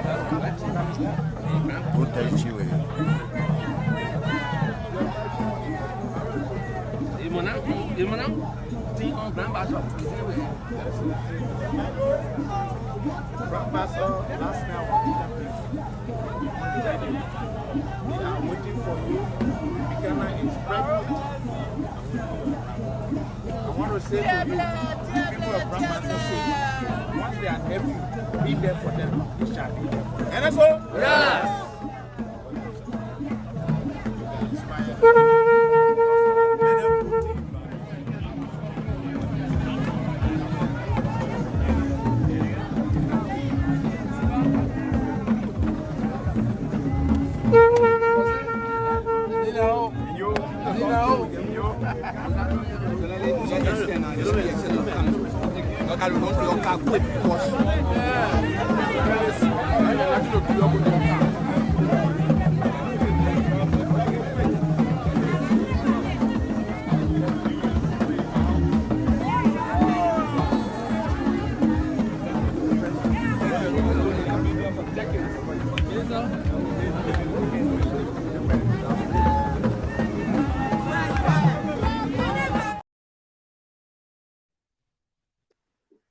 What in that thing you want to talk about, man? So you see, they put a WhatsApp number there. When the old man extended his hand, so we draw his hand by and put it towards his chest. In the end there, he shook the guy who hand in the way, and after that video, you will see him shaking all the other poor hand towards the ground. But what's the video to see that? But the WhatsApp number prevented you from seeing the hand going. Well, how did you see it? No, I saw it. I saw it. And put it in the chat room. No. I disagree. Okay. No. Fago, no. Mamma something show yeah.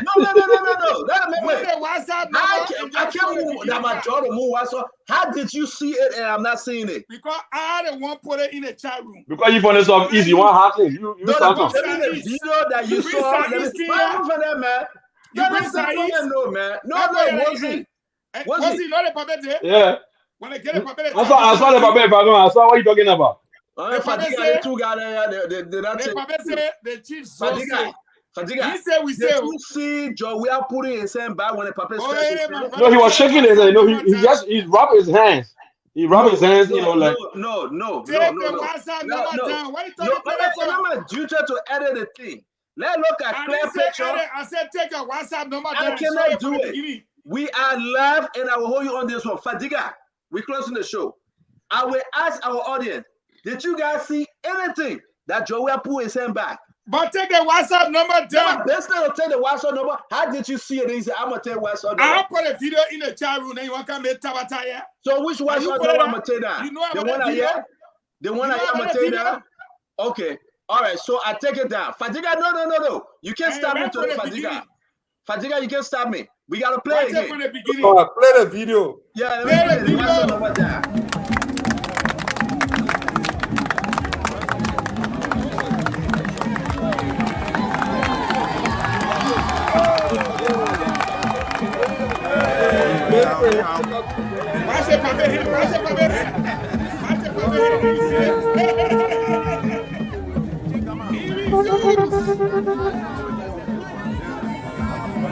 He refused to share the old man. He see it now? No.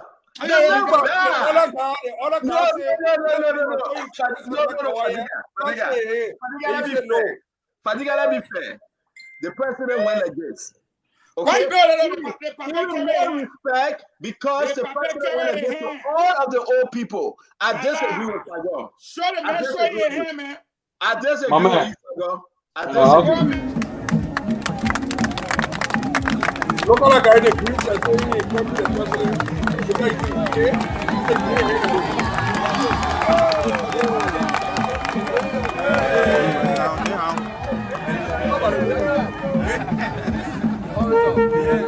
Yeah, you saw Zaza hand? That's his hand. Zaza hand. No, I know. Hold on. I think, it was a smart way of avoiding handshake, but yet giving a traditional courtesy. Yeah. All right. Let me say something to you now. Listen to you. This is about culture and tradition. Wozy, let you know Fagon for a minute, okay? I'm begging you. I'm begging you.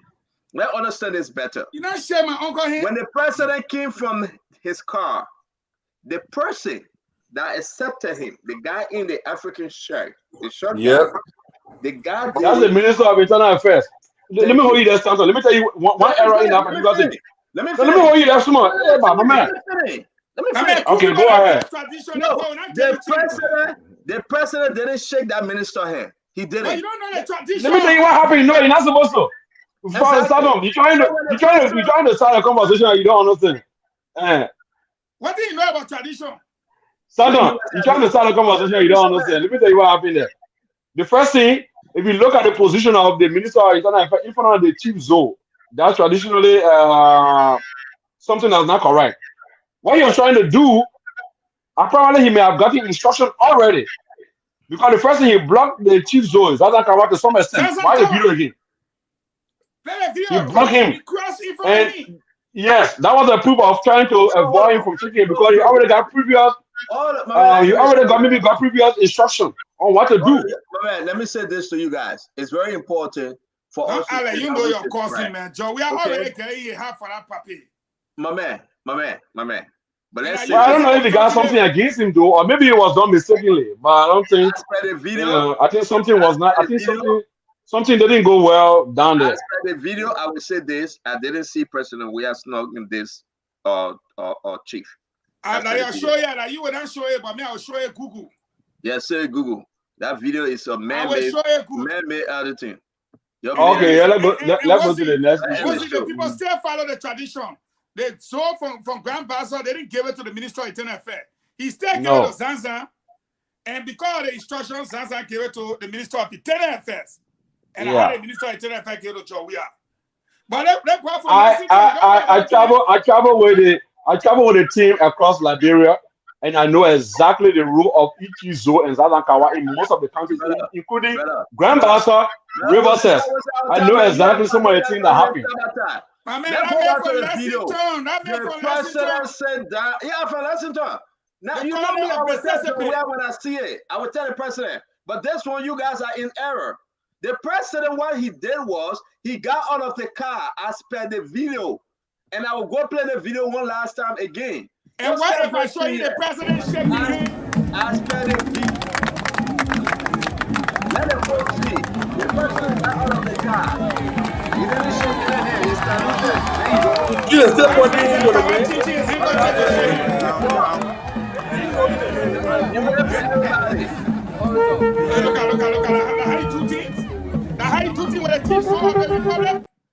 My man moved for that, man. You said the man went down like this. That is abnormal, Stanton. Look at all the old clips. Look at all the old clips. The Chinese people go Shishini. The president. But that's tradition. That's tradition. Yeah. Do you know who the Japan of the country? It's the president. So the president does not battle any chief zone. You don't understand tradition for Lexington. No man, yeah, for Lexington, no problem. But I will say this. Okay, how did they speak in Chinese? How did they speak in Chinese? The man said, I want my 7.5 million. You see? I knew that why you were going. Let's start talking like for confusion. The man said, that guy is crazy. He's very possible, I'm telling you. I want my 7.5 million for Israel. I want my 7.5 Yeah, Maya business. Yeah, Papa Maya business, yeah. But you saw the money the man gave? In the see video. You saw it? Which money? In a black bag? In a black bag that he trying the man in here. Yeah, I want a pee I brought from Israel. I want a pee right here. That ain't right there. No, man. Was it the point when I opened the thing? That's what I saw. LT, the 100 note.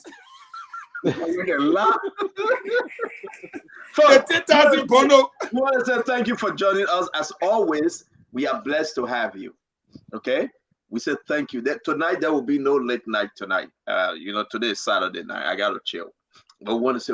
Mama, you got to come to my city, When you come to my city, you can reach my house, Stanton. I'm telling you. They intercepted you on the way. The next time, I'll take a car from you. Yeah, but the other day, I missed my way. To tell you the truth, I missed my way. Every truck I see passing, ask for I say that what's the truck there? What's the inside? What's the inside?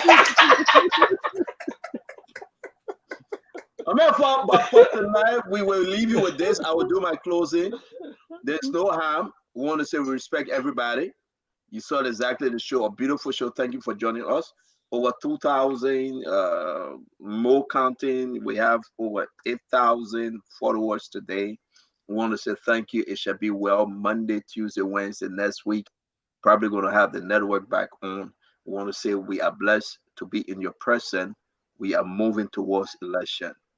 This election, from my end, as I do my closing, is about President George Manawia and Jose Yima Boaka. I will say this to all my CPPs, brother and sisters. No disrespect. I have never insulted any of you guys. I will do no such things because I'm from a religious background. I love hard jokes because I grew up in Newcombe via MTA, where we go on the beach and we argue and we play and we go home.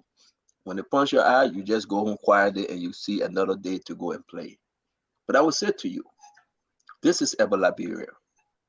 I believe that Mr. Cummings should get ready for 2029. I hope Mr. Cummings can get ready for 2029. Though it will be a tough hill to climb, but probably he can give it a better shot.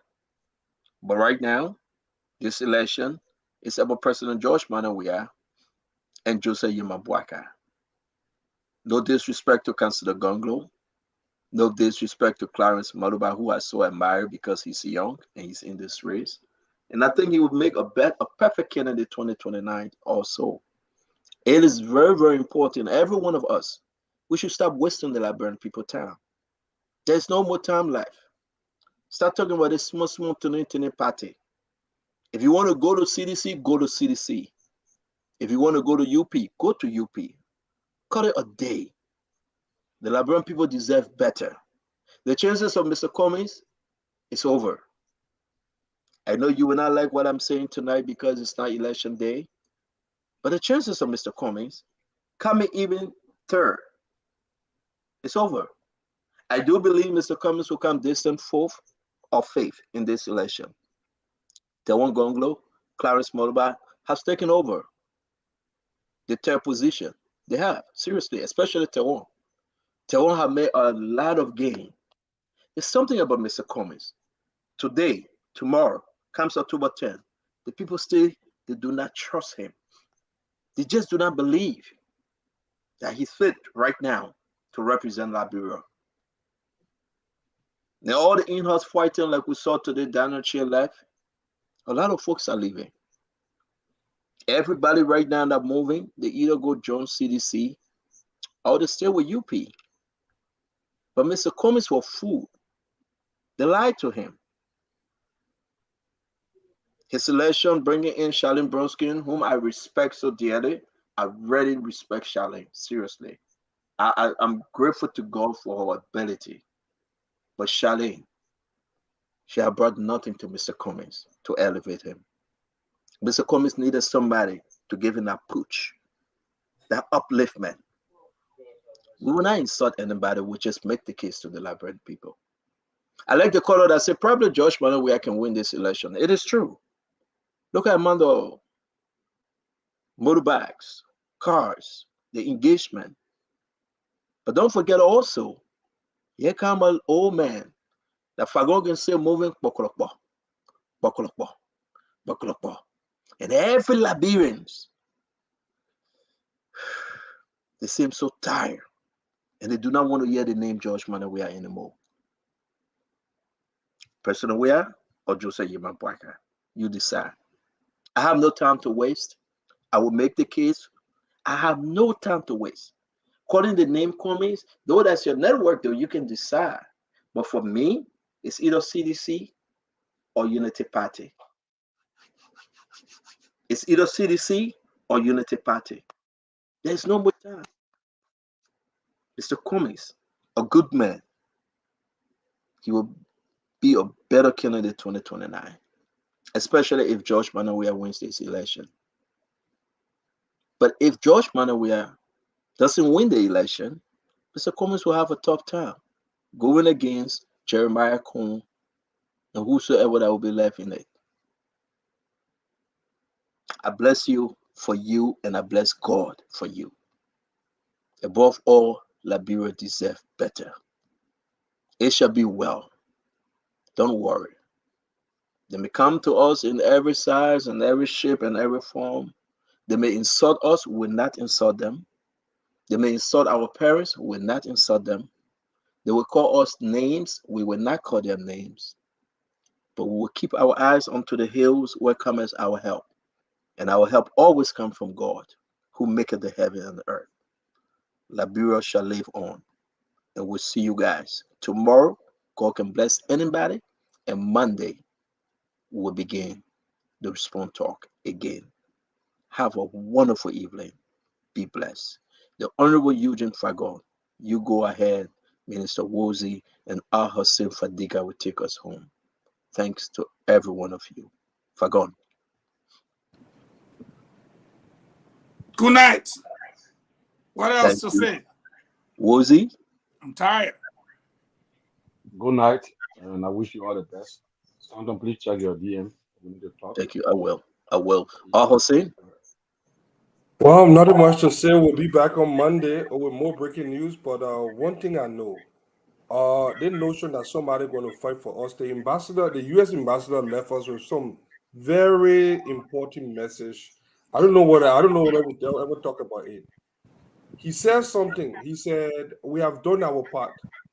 If the Liberian people are going to elect people like McGill and Bill Tuare, and the government have not done anything to prosecute those people, they have done their part. We Liberians need to do our part. That means me and you, the old lady in Sony, when everybody need to do our part to ensure that this election is not rigged, to ensure that we jealously protect our votes, and make sure that this government is removed from power. And how can you do that? If you have to camp, if we have to sleep, if we have to do tarry at the polling station, we will do it, and we must do it, because that's the only way you can protect your vote. October 10th is the only day set aside for you to exercise your right. That right that nobody can take away from you. To show that is where you will show that you have true power. If you do exercise that right, do complete for the next 6 more years. Because if that guy can do this for the first 6 years, imagine what he will do for the next 6 years. So, yeah, us well. Thank you very much. Nelson Colette, thank you. Good day. Thank you very much. And you guys, good day, come on the show. Let's wrap up. Gentlemen, thank you very much. All those of you that reach out to us, I'm going to add you into the chat room. When you are in our chat room, please understand it's a public forum. If you have nothing to say, you don't want to contribute, be careful what you put in it, because what you put in the chat room, folks are allowed to share it. I want to say to you again, it's a public chat room, no secret. CDC, UP, CPP, LPP, everybody are part of the chat room. Every information we display on the show, we will share it in the chat room. Good day. Where you at? And CEO, the demand for the chat room is very high. I have close to 100 messages. I'm gonna make you an admin in the chat room, and then you will be able to add those folks. Okay. Yeah. All right. What's good day? Is he sleeping? All right. Let's wrap this thing up. Good day. Thank you for joining us, Nelson. And I will see you guys tomorrow. God can bless anybody. Thank you very much. Good night. Okay, sir. Thanks a whole lot. Yeah.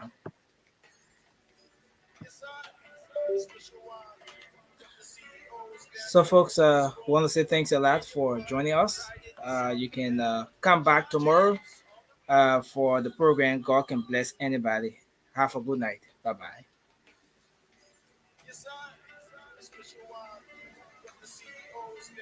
Wow, why is this thing, man?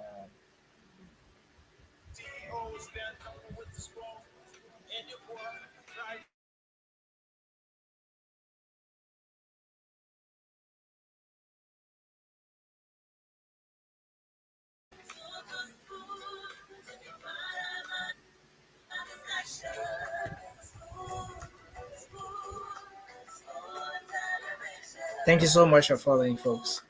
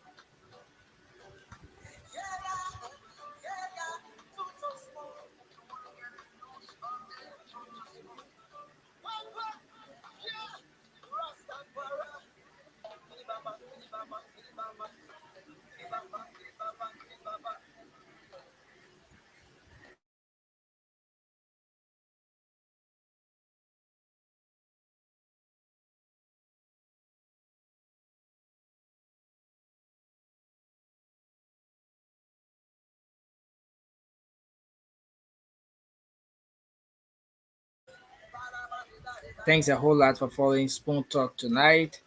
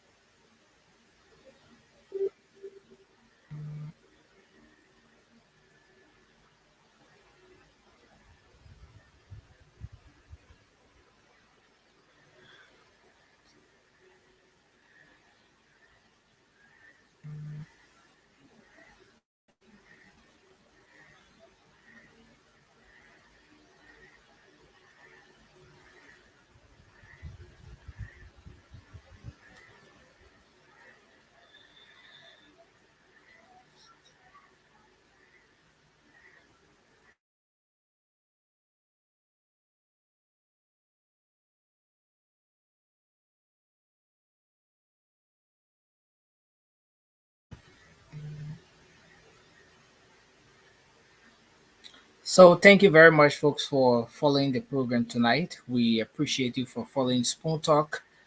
You can join us tomorrow for the program. God can bless anybody.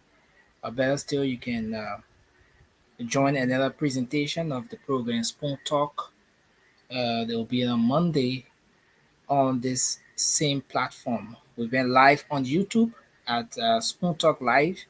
So those of you who are not following our YouTube channel yet, you can try to follow.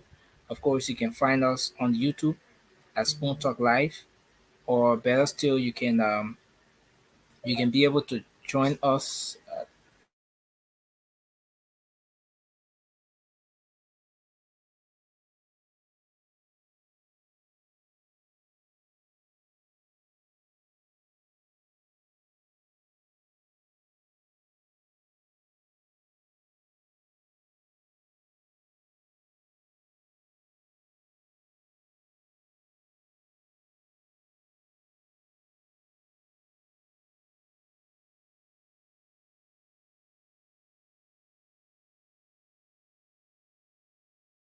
So, folks, we want to say thank you. Thank you very much for following us tonight on the program Spoon Talk. Thanks for making your contributions in the comment section. Thanks for making your contributions in the comment section. We appreciate